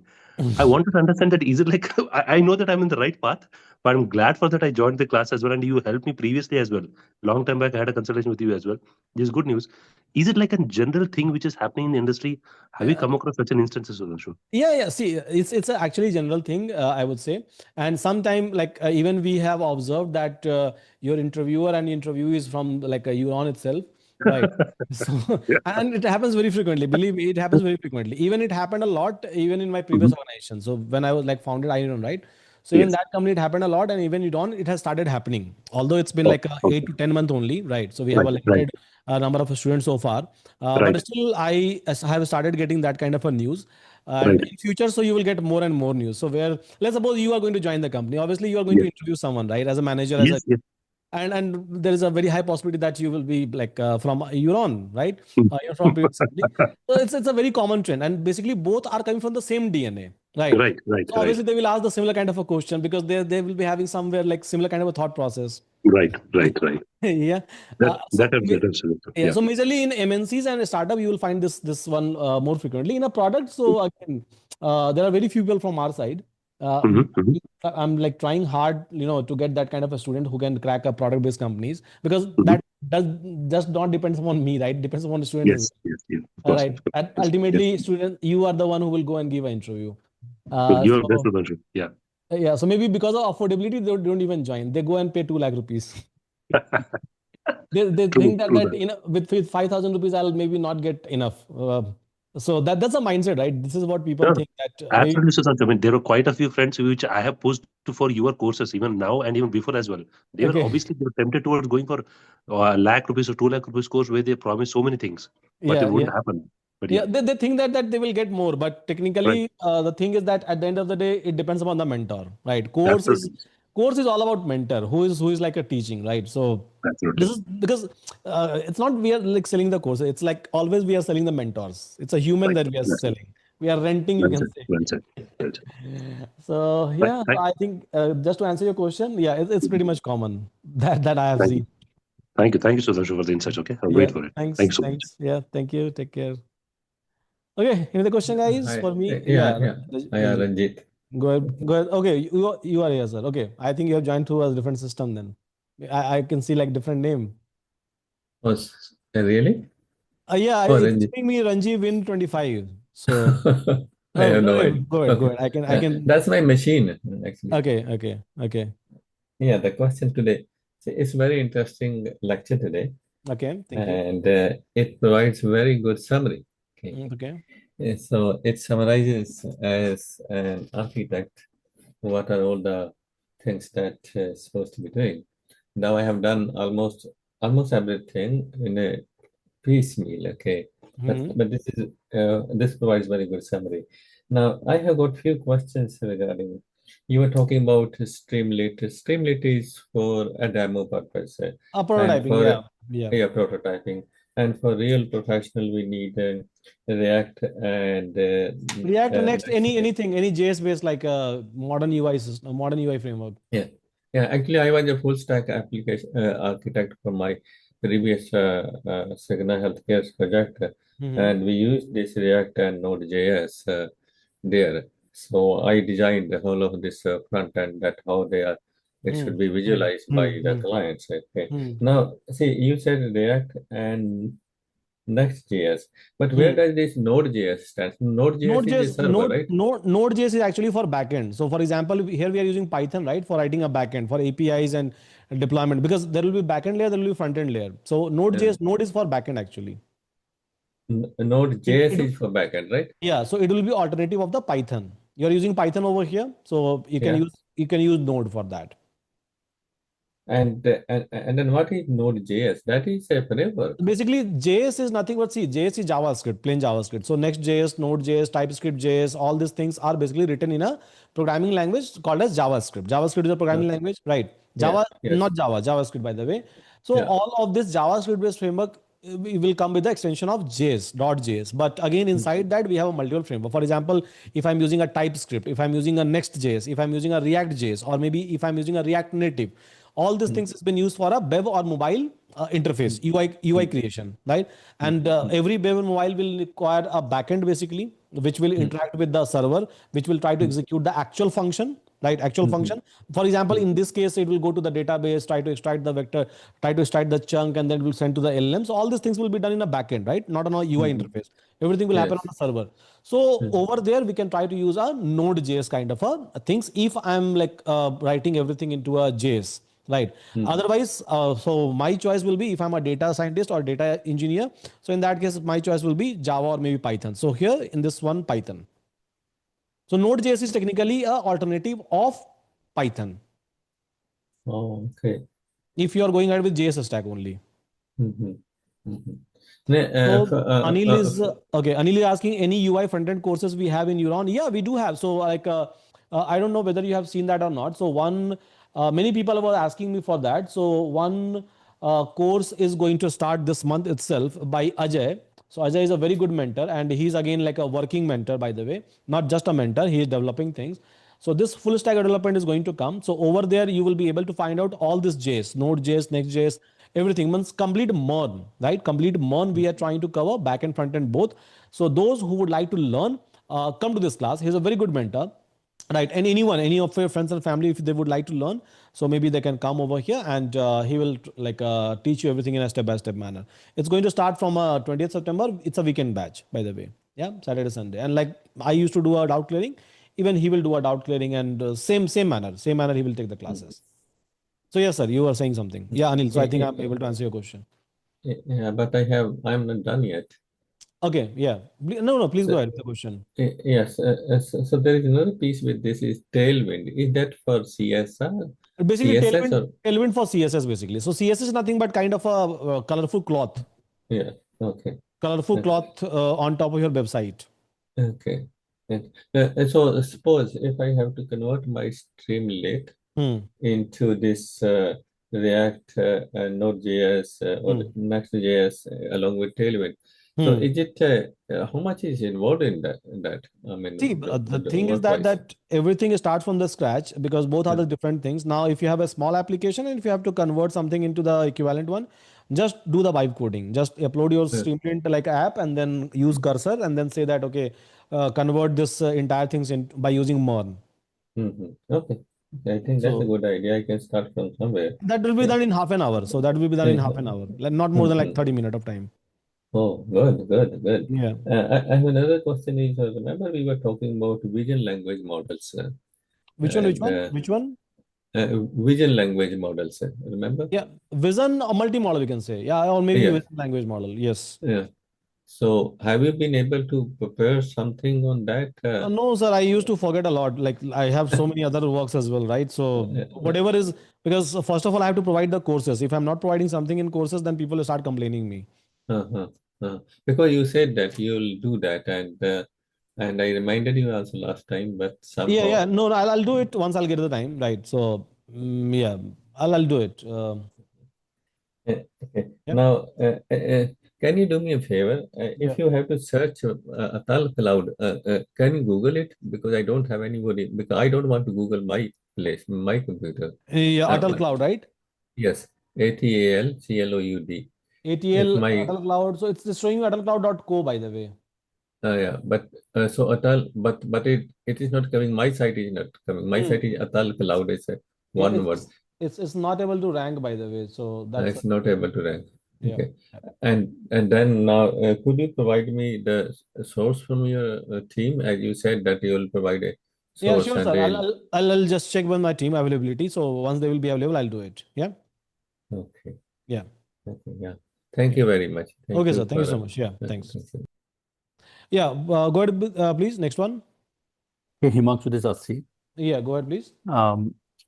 Himanshu, there are one more framework It's that's Sudhanshu, by the way, not Himanshu. okay. Yeah, Sudhanshu, sorry. Himanshu is my maternal brother's name, by the way. No, Yeah. Not an issue. Jokes apart. Yeah. yeah, Go so no, no. One of my manager is Himanshu, that's why it's But okay. yeah, your mentor name is Sudhanshu. I think it's clearly visible even on Zoom. Okay. Yeah. Please go to the question. Yeah. Yes. There's a React and there's Angular, right? So Uh, can you give me a bit more light? Which one should we use? Angular is quite old. I'm not against Angular. People are using it, but yeah, React is like having more flexibility, modern framework, updated one, and more developer friendly. But you can go ahead with Angular, React, anything, your wish. You will be able to develop all these things easily. Okay, so any I mean performance or any other differences in these two In terms or of ease of development, I would say React is more easy. Angular will be bit tough, but again, it depends upon the contribution coming from the open source community. I think React is getting more contribution as of now. Uh, but yeah, you can choose any of these. You will be able to develop it. And again, with the help of AI, so it's now easy, very very easy. Okay. So, second question is, so we are having so many vector DB, right? So, which one to choose? And So many vector DB. yeah, Yeah, yeah, so yeah. so which one to choose? And also include, if we include the graph DB, right? Uh, so then which one is better to choose based on the performance or accuracy? Graph wise, my first and last choice will be Neo4j all the time. It's one of the best in the market in terms of even cost, service, and like flexibility, latency, everything, and scaling. So Neo4j will be my first choice in terms of only graph DB if it is required in my project. Now, if I'll talk about a vector DB and which one I should choose, so my first criteria will be: so are we going ahead with the like a self-hosting or are we going ahead with the managed hosting? Right. So that will be my first like criteria to select. If I'm going ahead with the self-hosting, maybe I can go ahead with the like a Chroma DB or maybe a Facebook as similarity search.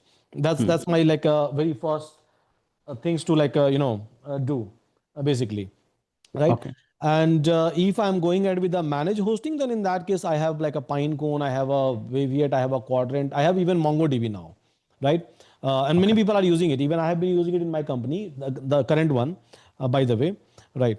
So this is how I can select. So which one I'm looking for? So self-hosting or maybe a managed one. Okay. Okay. So and the third one is there are AWS, Azure, and the GCP, right? So Hmm, hmm. based on which I will choose which cloud to It's host based on the the industry price. tie-up. It's based on the industry tie-up. So majorly you will not be having multiple options because if you are a big company, by default you will be having tie-up with some cloud provider, and that will not be under your control. Basically, your manager, director, and the tie-up team, like they used to control those things. If you are the big company, if you are the small company, so again, if you are the startup, in general, startup always prefer to go with the AWS. Okay, the reason is very simple once again because it's easy to get a people who understand AWS. Right, there are so many people basically who understand AWS, so easy to get it. Plus, their services are pretty much flexible. AWS is the best. The most of the market belongs to AWS, a cloud market. But yeah, if you are part of MNCs or if you are part of product-based companies, you don't decide. Your actual management decide. Your CXO layers decide basically. Okay. Okay. And if they have Uh, already chosen Azure as a partner, you can't do anything. Like you have to go ahead with Azure. okay. So if I have a chances to select initially, right? So for the customer My asking me to suggestion choose is the. AWS. You will be able to Okay. get like a people basically. See, users Okay. wise, I will say users and service wise, no one is less, no one is more. You will Hmm. be able to get all the services everywhere in AWS, in Azure, in JCP, right? So you will be able to get all the services, mean literally all the services that you are looking for. So like there is no question that okay, fine, I'll get something here and something not here. So like then you will face another problem that how to use it. So who is going to use it? So people problem basically. And in terms of people, Okay. so you will be able to get more people in AWS. Even Azure for that people are there, but yeah, compared to AWS, very less. So, currently OpenAI is supported by AWS, now Azure, right? Azure So, actually, yes, yes. is They have that done a is huge that am investment I in that one. Yeah. okay? Is that a criteria for me to select AWS if I going to use OpenAI? No, not like that because they will not, they completely understand that if you know one cloud platform, you know all Okay. basically. Okay. So if you know like one single one, maybe Azure, AWS, GCP, simply means that you know all the cloud platform. Okay. Thank you. Yeah, yeah, thanks. Okay, next question, please. Hello, sir. Kaushik this Yeah, side. yeah, Kausi, go ahead, Uh, please. Thank you, first of all, so much for this because I could totally relate with this project since I have been working a similar kind of project which was initiated by my CEO last year around November. Okay, okay. So, And how multiple, long it went for actually? so it's still going on, sir. It went. Oh, it's still going on. So Uh, enhancement or I don't think that like. no, no, it's a ground up from scratch. So Oh, my okay. vision was Hmm. we'll build from scratch. Hmm. But there Hmm. were other stakeholders, directors who were like outsource it or something like that, and Okay. it went for a back burner for some time. Hmm. Hmm. But meanwhile, I built a POC, Hmm.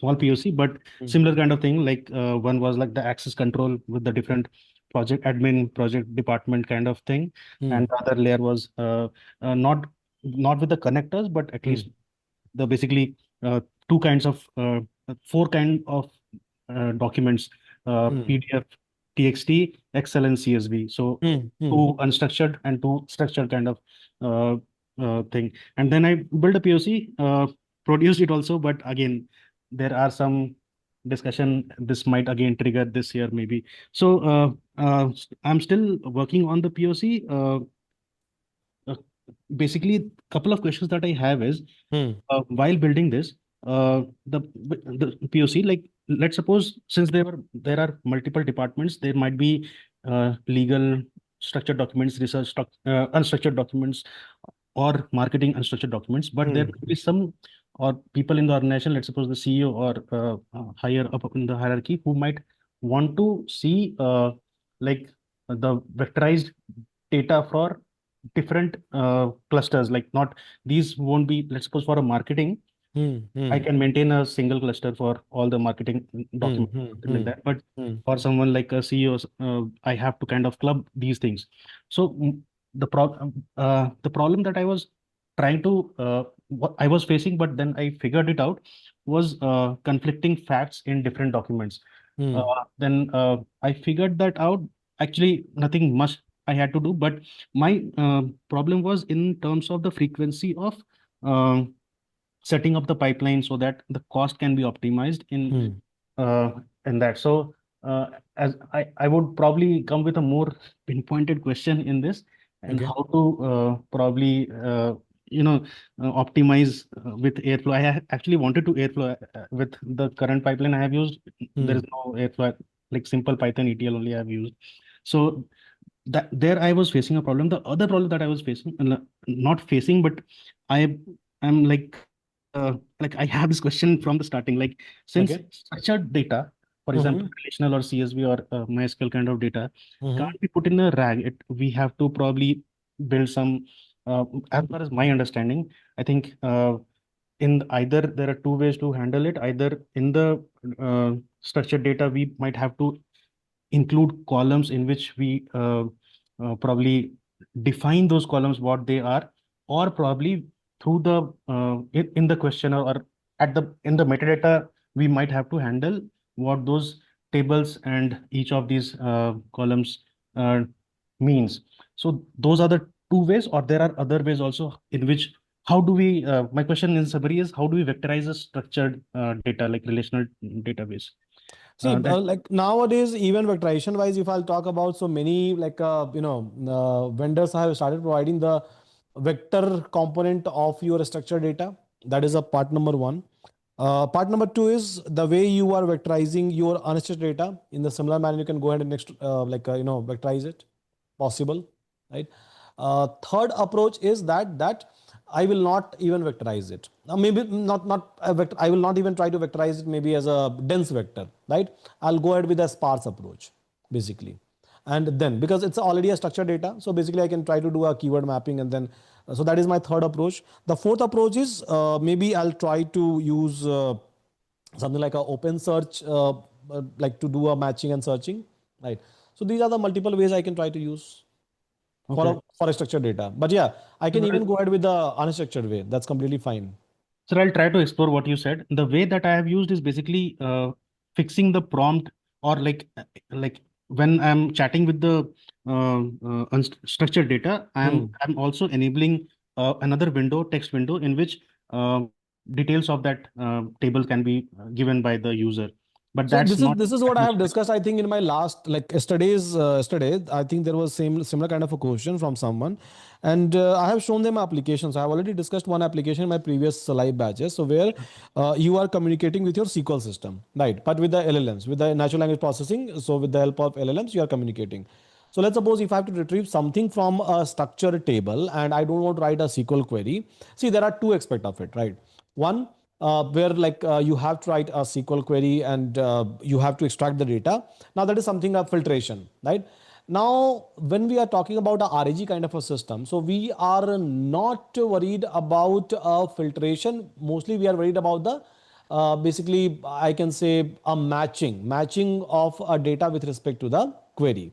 But again, the other aspect is if I'm using a SQL system and if I'm using a LLM, so anyhow, it is going to take my query. It is going to convert my query to the equivalent SQL query, right? And then eventually it will be able to retrieve the data. So it is as good as without keeping any structured data into a vector, I can directly like write this application, and that application I've already discussed. Sure. So then I'll look into the playlist once Yeah. I.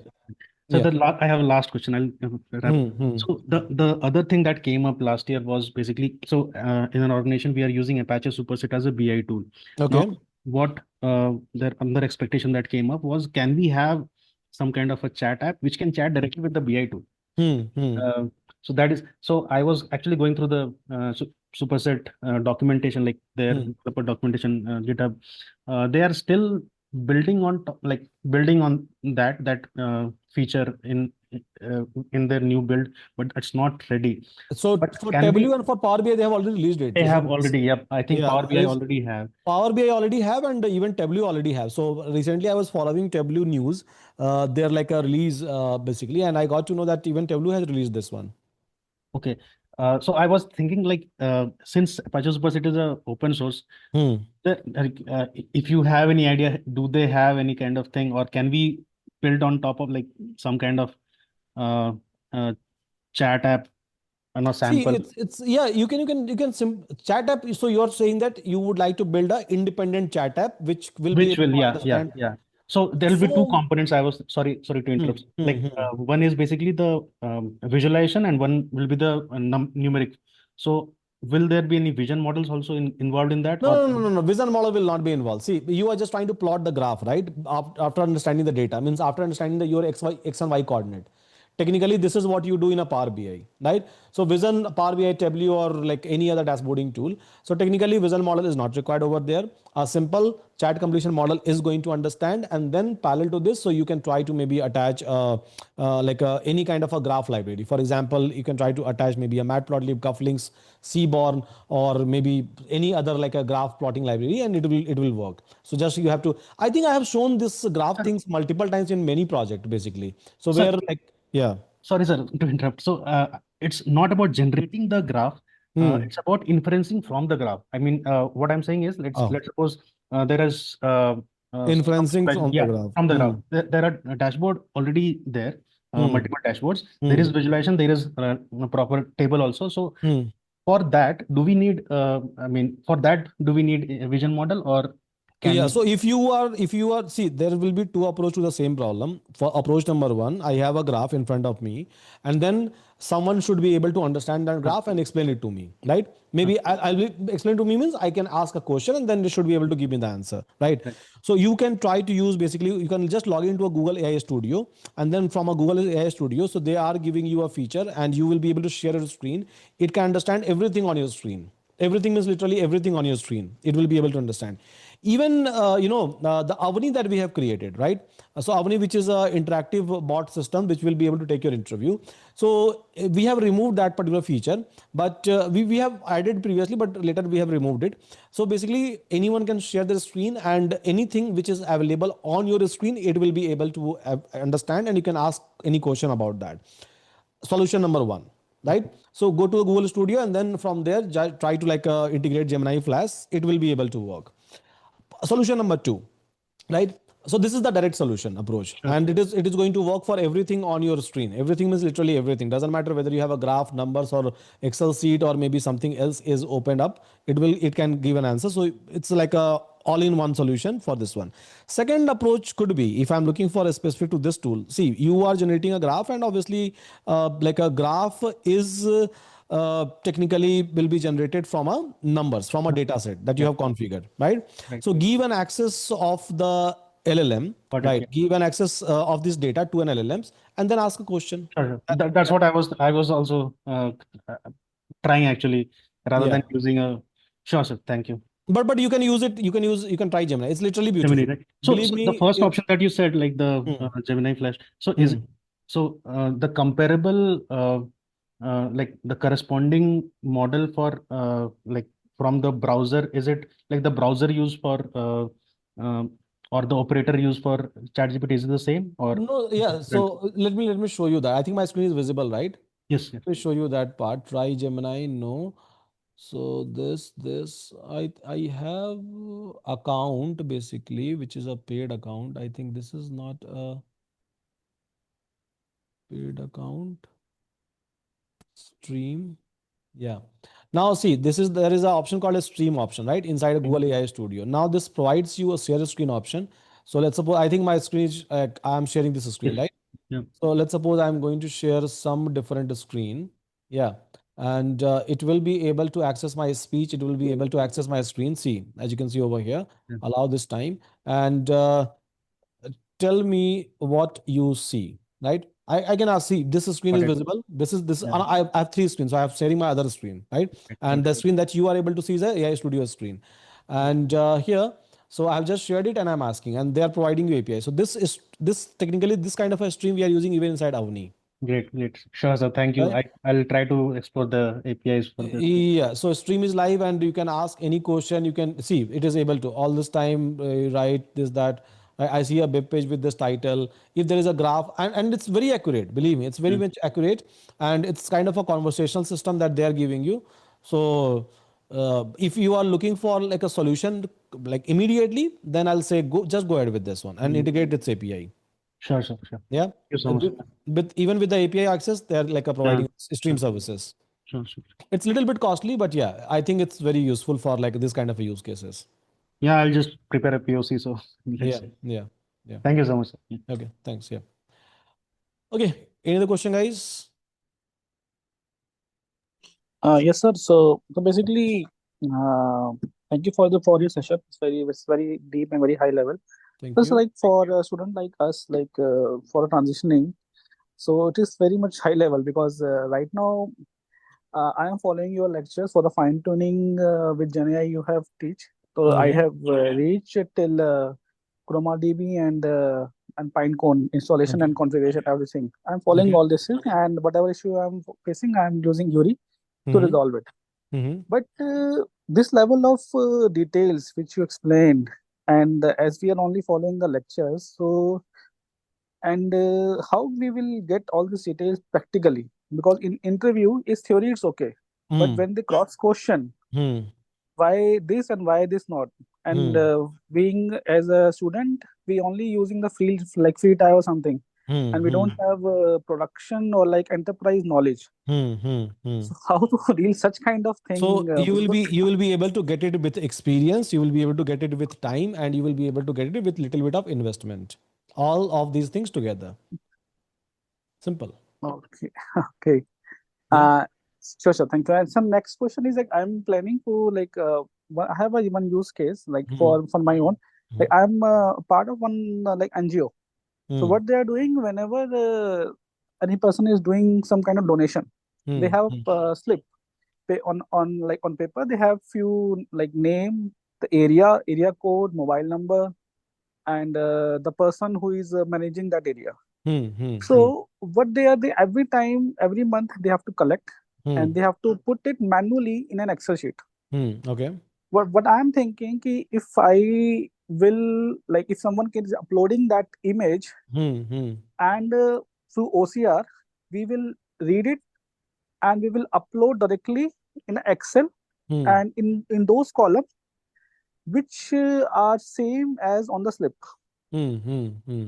So I like I checked with the like Yuri. I got that use OCR and Tesseract for image to for it because generally the slips are in Hindi and or like English. So this I'm like doing it. So can I use any kind of GenAI kind of thing like if I implement the same thing in vector using vector embedding or I should Why use do you need normally? vector? I mean, like, what is the use of vector over here? I'm just thinking if I enhance this No, like, because I but am for what purposes? Like, if someone is going to ask a question, then maybe like with LLMs, if you have to integrate, then you can introduce a Mhm. vector over there. Otherwise, if you just have to like a requirement to store it and maintain the Excel sheet, then I don't think that vector is required over there. It should not like do a over engineering.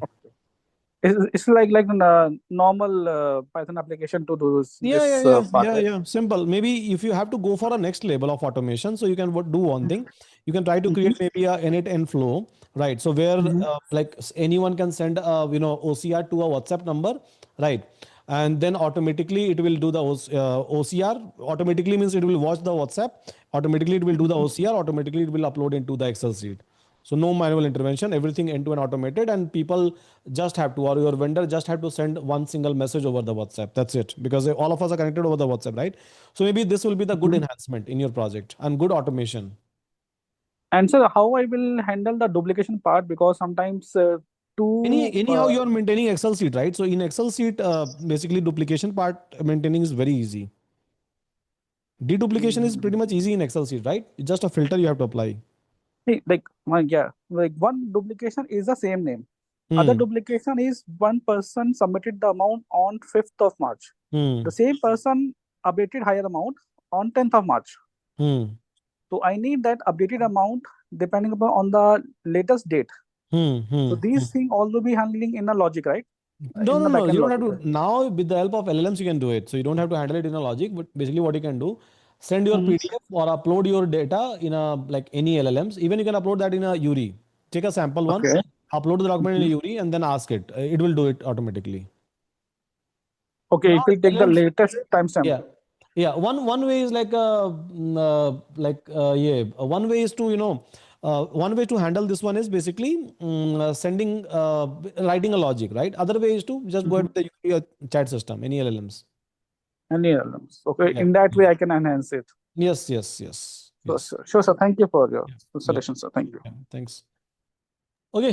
Any other Yeah, question? Sudhanshu, just one more question is Hmm. just today you also mentioned this multi-model PDF, right? Hmm. Hmm. Hmm. Actually, in my work, we are having a legal document. So, Hmm. it's a large multiple documents which have Hmm. a multi-model with the text, image, Hmm. tables, right? Hmm. And then, what is your suggestions to take this, use those PDFs? So, RAG is not enough, right? For that, what are the other? No, RAG is enough, I would say. RAG is fine if even if you But have like multiple things over there. You just have to, whenever you're doing a embedding, so you have to use a multi-model. And again, whenever you are trying to send something to the LLMs, you have to use like a multi-model, a powerful one basically, which can understand images and uh, text and like tables. yeah, so how will chunk it then? So are you No, even this is chunking what its text differently, image yeah. So differently? yeah, so basically you have to like strategize in a different way, that if I'm like observing or if I'm getting maybe images, let's go ahead with this flow. This is what I have discussed, right? So whenever you Mm-hmm. are trying to get a different kind of a data in a different format, so you have to create a different parallel pipeline, that okay, this data will go with this approach, this data will go with this approach. It's not like you will just follow the same approach, like 1,000 size of chucking, 200 of overlap. No. So same thumbs rule, you can't like you should not implement. So then before that you have to split that text separately, image separately, Yes, yeah, you have table to split separately, it. right? Yes, yeah, yeah, Yeah. yeah. So this Segregated is basically. yeah. This is one approach. One second Hmm. is, can we use the vision transformer kind of where everything can be taken it as a Vision patches? So transformer. what are your suggestions and what are the good model to take on or approach? See, technically, a vision transformer will do the exact same thing, but yeah, if I'm talking about like just a vision transformer, so in that case, I don't have to even go ahead with the RAG. Means vector DB will be minus there. Right. So I can directly upload my document inside the Vision Transformer and I can start chatting with it, just like I chat with like a chat GPT with the regular documents. And I will be able to get the answer. So in that case, no question of building RAG. But again, But so if let's I have a suppose thousands of such kind of exactly. documents, then So what I'll do? I have to again, store somewhere, right? again, you will be stuck. So again, your Vision Transformer means, so you can use Vision Transformer as a API. That will be a better option basically, that wherever you are getting this kind of a result, just like you create your own chat interface and use a vision transformer with your API. That will be the solution, one of the solution. And okay, then we'll store it.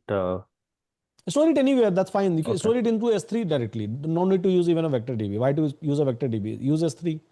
Simple. Okay. Use as Local. a means store it as a plain file. Don't like chuck it basically.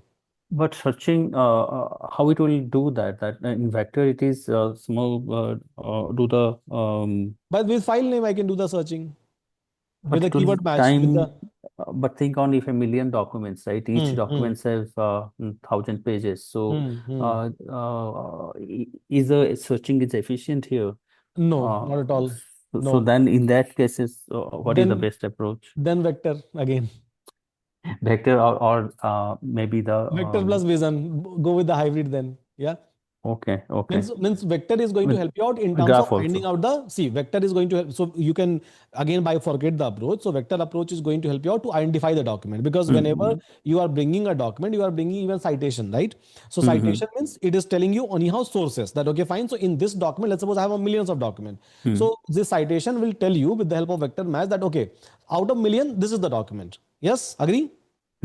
Right? So now you know out of million documents, so this is the document where I have a information which I'm looking for, right? And now you will be able to pull out those documents easily and pass that into a vision transformer.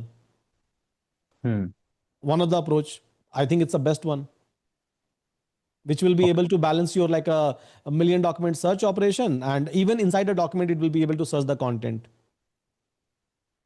Okay, okay. Yeah. Plus, there is another possibility, edge case wise, that one document will be having thousands of pages. But let's suppose I don't want to parse thousands of pages, even with the vision transformer, right? Because it will be a costliest approach.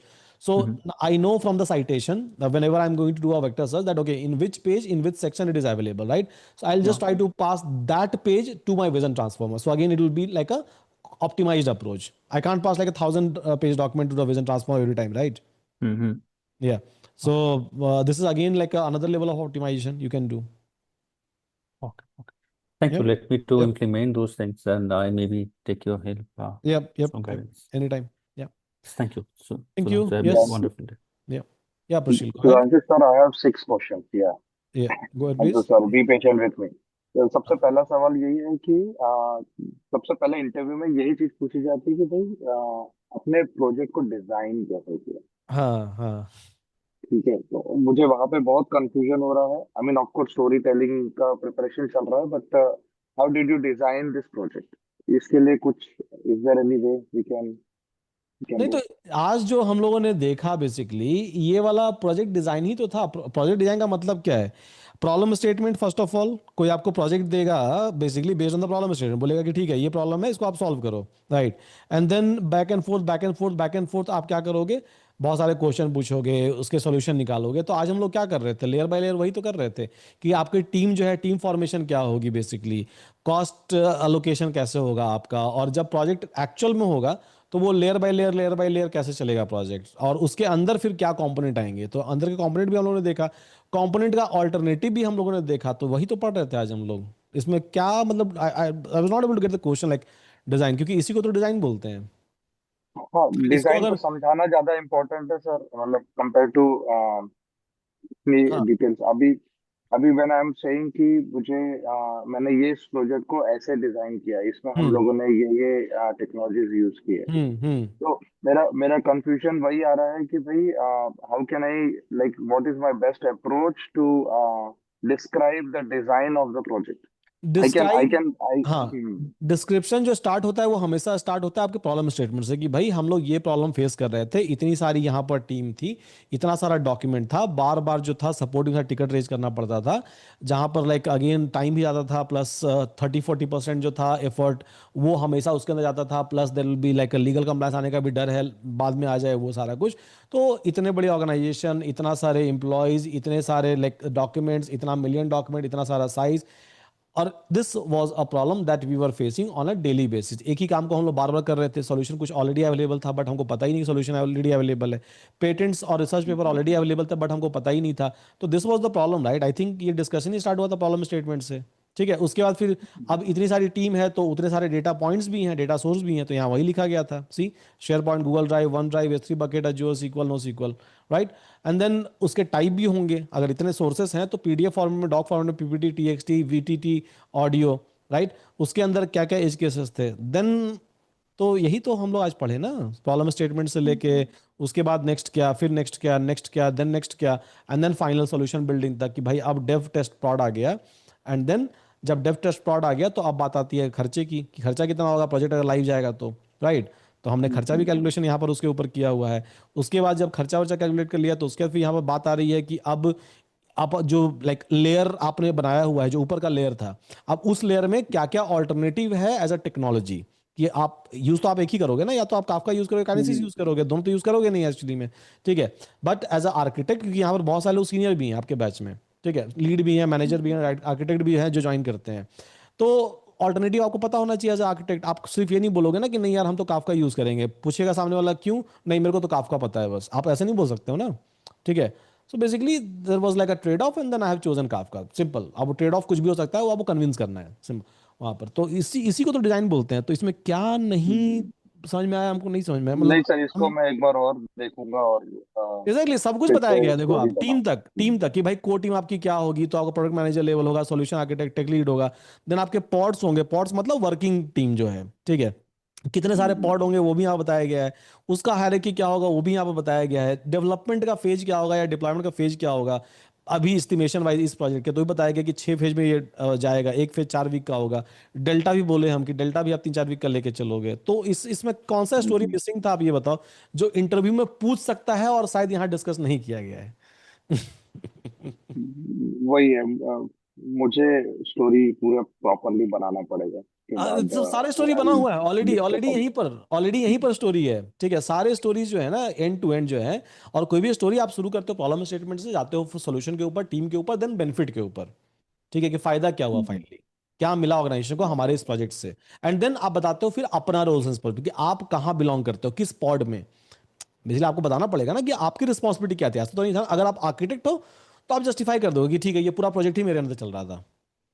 ठीक है, और let's suppose आप developer हो तो आप किसी कहाँ पर हो गए, आप बेसिकली आप हो गए एक पॉड के अंदर। ठीक है, यहाँ जो हमने पॉड वाला लिखा था, ठीक है, अगर आप डेवलपर हो गए तो आप नहीं होगे पूरे के पूरे सिनारियो में, आप बेसिकली कहीं ना कहीं एक पॉड में आ जाओगे। राइट, 1 2 3 4 जो भी ओके। पॉड होगा उस पॉड के अंदर आप फॉलो करोगे। अगर आप सीनियर डेवलपर तो मे भी 2 पॉड एक साथ संभालोगे या 2 पॉड के पार्ट होगे। राइट, तो यहाँ पर लिखा गया है ना, मैनेजर हो गए अगर, आर्किटेक्ट हो गए अगर आप, या टेक लीड हो गए तब क्या होगा। ठीक है, तो सारे क्योंकि टीम स्ट्रक्चर ऐसी होती है। सर, इस पे मैं फिर से आऊंगा। मेरा हम्म नेक्स्ट क्वेश्चन ये है कि how do you manage sensitive data which is going out of your on premises system, and what जाने आर नहीं, द टेक्निक्स विच जाने यू हैव यूज्ड? जाने ही नहीं देंगे पहले तो, because if it is going out it simply mean that it's like it's compromised. Okay. So आपके what are the strategies you have implemented to ensure that that's not going out? So basically यहाँ पर हमने already आपको बताया कि जब भी आप एलएलएम यूज कर रहे हो तो हमने यहाँ पर ऑलरेडी लिखा भी था इस चीज को, और काफी देर इस पर हम लोगों ने डिस्कशन भी किया था। सर चीज के 2 अप्रोच। राइट, देखो यहाँ पर अब एलएलएम आप यूज करोगे तो हो सकता है एलएलएम आप एपीआई वाइज यूज करोगे। Right, approach number 1। Hmm. And दूसरा हमने यहाँ पर हम्म। लिखा हुआ था कि ओपन सोर्स, इसका हमने वीडियो बना के डाला हुआ है कैसे आप खुद से प्रोडक्शनाइज करोगे। ठीक है, तो यहां पर ओपन सोर्स नाउ, इस अप्रोच में डेटा कॉम्प्रोमाइज हो जाएगा, इसमें क्या होगा, नहीं होगा डेटा कॉम्प्रोमाइज। ठीक है, क्योंकि एलएलएमसी एक ऐसा चीज है जहां पर से आप इंटरेक्ट करोगे इस लेवल पर। देन अगेन एम्बेडिंग वाइज हमने आपको यहां बोला था, ठीक है, कि एम्बेडिंग करने के टाइम भी आप क्या करोगे, या तो एपीआई यूज करोगे, मतलब डेटा भेज रहे हो दूसरे सिस्टम में, दूसरे के पास भेज रहे हो, हम्म। या फिर आप क्या करोगे यहाँ पर लोकल। ठीक है, लोकल यहाँ पर कॉन्फ़िगर करोगे, जिसके लिए again thousands of model available हैं हगिंग फेस में। तो इस केस में क्या होगा, आपको कॉम्प्रोमाइज नहीं होगा। यही 2 पॉइंट तो है कॉम्प्रोमाइज करने वाला। सर, बट गार्ड रेल्स कहीं पे इम्प्लीमेंट कर सकते हैं ऐसे सिनेरियो सॉरी, में? Sorry, guard rail, guard rail. Guardrails तो आपके हर जगह इंप्लीमेंट होंगे। Guardrail is what, like guardrail कोई टेक्नोलॉजी थोड़ी ना है, गार्डरेल तो कॉमन टर्म हम लोग बोलते हैं ना, security is equal to guardrail. ठीक है, तो गार्डरेल तो आप ऑब्वियसली हर जगह इंप्लीमेंट करोगे जहां एज एन वैन हो, तो हर लेयर में आ जाएगा गार्डरेल्स, और हर लेयर्स के अपने अपने गार्डरेल होते हैं। और जनरली आरएजी गार्डरेल्स जनरली हम लोग बात करते हैं इन टर्म्स ऑफ कि जब हम लोग रिट्रीवल कर रहे हैं तो हम लोग कितना एक्यूरेट रिट्रीवल वहां पर कर रहे हैं, उसकी एक्यूरेसी कितनी है इन टर्म्स ऑफ दैट। वो तो आप अच्छा करोगे इंप्लीमेंट बाय डिफॉल्ट आएगा। आई थिंक आपने सर, सिर्फ एक वर्ड सुना है प्रोजेक्ट, उसको। हाँ, एक बार प्रोजेक्ट डिलीवर होने के बाद ये भी हम्म सवाल आ रहा है कि how much, how did you get the matrix that how much cost you saved out of this project? देखो अभी मेरा कॉस्ट जो है ये वाला यहाँ पर इतना लग रहा है। ठीक है, again with 10,000 1000 and 100 people. So let's suppose कि अगर हम बोल रहे हैं कि ठीक है हम डेवलप कर रहे थे 1000 वाले लोग के लिए, ठीक है, ये मेरी टीम साइज ये थी, हम इसके लिए डेवलप कर रहे थे। तो basically this is my cost. So technically 3,601 rupees is a cost, right, for me.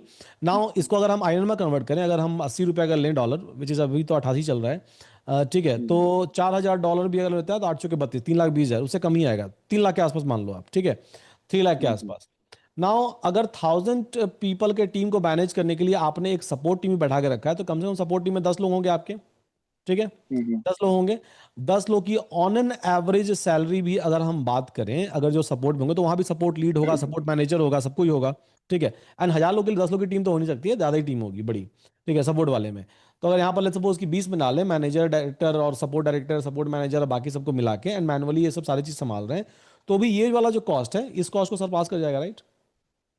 Exactly. एक कॉस्ट तो यहीं बच गया। दूसरा, ये तो इंटरनल प्रोजेक्ट हो, लेट्स सपोज कि आप ऐसे इंटरनल प्रोजेक्ट डेवलप कर रहे हो, तब लेट्स सपोज कि आप किसी क्लाइंट के लिए कर रहे हो, आप इसको एज ए सॉल्यूशन बेचोगे भी तो।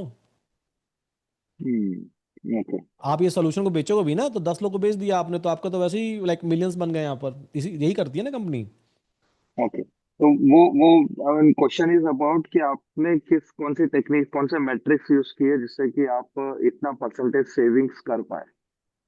तो to answer this question probably is what you explained कि this is what was the cost and this is what was the employ support versus, which if it is a completed the internal, advantage। If it is a internal product, right, if is a internal product, if it is a external product, मतलब अगर हम sell कर रहे हैं किसी को this one as a product, so in that case obviously मेरा quotes आएगा बीच में कि ठीक है, Tier 1 के लिए आपको हम लाइक मेरा 100, मेरा अगर यहाँ पर खर्चा आ रहा है यहाँ पर, लेट्स सपोज कि this much, sorry this much, right?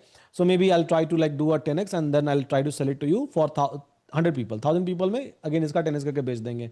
10,000 people हो, मतलब आप बहुत बड़े ऑर्गेनाइजेशन हो, तो इसका 10 करके आपको या 5 करके बेच देंगे आपको। तो that will my benefit. So again I can see this as a service product, I can see as a product basically. Okay. Sir, next is like few silly questions, which is compared to like the is learning Gen AI makes sense when everything is going to be taken over by agentic AI in the coming future? Gen AI Would we actually have? Agentic AI is a part of generative AI. Generative AI is a umbrella. उसी के अंदर RG भी आता है, उसके अंदर ही आपका generative AI भी आता है, मतलब एजेंटिक एआई भी आता है, उसी के अंदर आपका एमसीपी भी आता है। Generative AI is a common term by the way. For example data science, data science के अंदर क्या क्या आता है? Stats, machine learning, deep learning, computer vision, NLP, और अभी जनरेटिव एआई को भी डेटा साइंस के अंदर ही बोलते हैं या एआई के अंदर बोलते हैं। तो जनरेटिव एआई के अंदर अगेन लाइक यूट्यूब बहुत कंफ्यूजन क्रिएट करता है, आई थिंक आपको वहीं से कंफ्यूजन हाँ, क्रिएट हुआ होगा। that is I know true. The source of confusion. Generative AI जो है कॉमन टर्म है, कोई टेक्नोलॉजी नहीं है बाय द वे। ठीक है, जहां पर भी हम एलएलएम यूज कर लिए उसको जनरेटिव एआई बोल दिए, जनरेटिव जनरेट करने वाला, राइट? तो जहां भी एलएलएम यूज कर लिया ना, तो आप एजेंटिक एआई करते हो, वहां एलएलएम यूज करते हो, right? That's true. MC MCP में भी एलएलएम यूज करते हो, हाँ, आरएजी में भी एलएलएम यूज कर रहे हो। हर तरफ LM, हाँ, वही यूज हो रहा तो हो गया ना सारे पार्ट जनरेटिव एआई के। तो generative AI is umbrella basically. है। ओके। ज्यादा यूट्यूब वीडियो कंपैरिजन वाला मत देखना। इसी से दिक्कत सबसे बड़ा सोर्स जो है ना, सबसे ज्यादा बर्बादी का कारण जो यूथ का है ना, यही यही है, फेक इन्फ्लुएंसर। कुछ भी पर बर्बादते सर, रहते हैं, नया वर्ड निकाल देते हैं खुद से अपने से, और फिर हम तो लोग से जैसे टीचर, आई और हमारे से फिर टीचर आई को आगे समझाना पड़ता है कि आई नहीं सेट इट भैया एज ये ए नहीं। Blank slate. हाँ, तो जिस जो बंदा ब्लैंक है उसको तो पहले तो यूट्यूब मिसलीड करेगा, उसके बाद ही समझ में आएगा एक्चुअल में है क्या। हाँ इट इज वही। Like that. तो ठीक है, आप थोड़ा सा काम करोगे ना, आपको खुद ही समझ में आ जाएगा। ठीक तो है, मेरा लास्ट क्वेश्चन यही है सर, एनी हाँ, एमसीपी कोर्सेज अवेलेबल है क्या, क्योंकि हर तरफ एमसीपी ही पूछा जा एमसीपी रहा है ऑलरेडी एवरीथिंग। अवेलेबल है। एमसीपी हमने आई थिंक 4 महीना पहले ही कर दिया था, आप जाके सर्च करो एक बार, आई थिंक लाइक सपोज हम ही सर्च कर लेते हैं। एमसीपी ऑलरेडी अवेलेबल है। एमसीपी आपके इसमें भी डिस्कस हो रहा है, बेसिकली जो आपका जनरेटिव एआई वाला चल रहा है ना, उसके अंदर डिस्कस जेन हो ए रहा है। वाला बुक हाँ, उसमें कैंप। भी हो रहा है, और एमसीपी मास्टर ये पूरा फुल अवेलेबल है already, see, and that too 10 project के साथ में। हमारी रिकॉर्डिंग है इसमें। ओके, ठीक है सर, मैं देख लेता हूँ। सर ठीक है, एक हाँ। लास्ट क्वेश्चन, एमएल का फ्यूचर क्या है sir, like machine learning of course, एक बार सब एलएलएम्स बन जाएंगे, हम्म। ट्रेन हो जाएंगे, उसके बाद हम्म। एमएल इंजीनियर्स की कितनी जॉब्स रहेगी। मुझे ये लग रहा था कि एमएल हमेशा, इंजीनियर्स नहीं probably नहीं नहीं, हाई सी एंड। सी, यही यही गलत है, और अफवाह जो फैलाया जा रहा है ना मार्केट में, सी एआई, देखो पहले भी गूगल था, पहले भी स्टैक ओवरफ्लो था, पहले भी हमारे पास डॉक्यूमेंटेशन हुआ करते थे, किताबें पहले भी हुआ करती थी। ठीक है, ये जो आज आप देख रहे हो कुछ भी नया नहीं है। हाँ, ईज ऑफ यूज जो था वो चीज़ों की बदलती गई। पहले हम लोग बुक खोल के पढ़ा करते थे, फिर हम लोगों ने टैबलेट के अंदर पढ़ना शुरू, मोबाइल आया, ठीक है, फिर हम लोग टैबलेट के अंदर पढ़ना शुरू किया बुक को, तो हार्ड कॉपी जो थे बुक के उसके लाइक ज़रूरत खत्म हो गए। बहुत सारे लोग हार्ड कॉपी लवर हैं, इंक्लूडिंग मी। ठीक है, तो वो इवोल्यूशन वहाँ से हुआ। अगेन अगर हम बात करें आज भी, तो अगर हम बात करें फिजिक्स, केमिस्ट्री, मैथमेटिक्स की या प्रोग्रामिंग की, स्टार्ट हम लोग वहीं से करते हैं।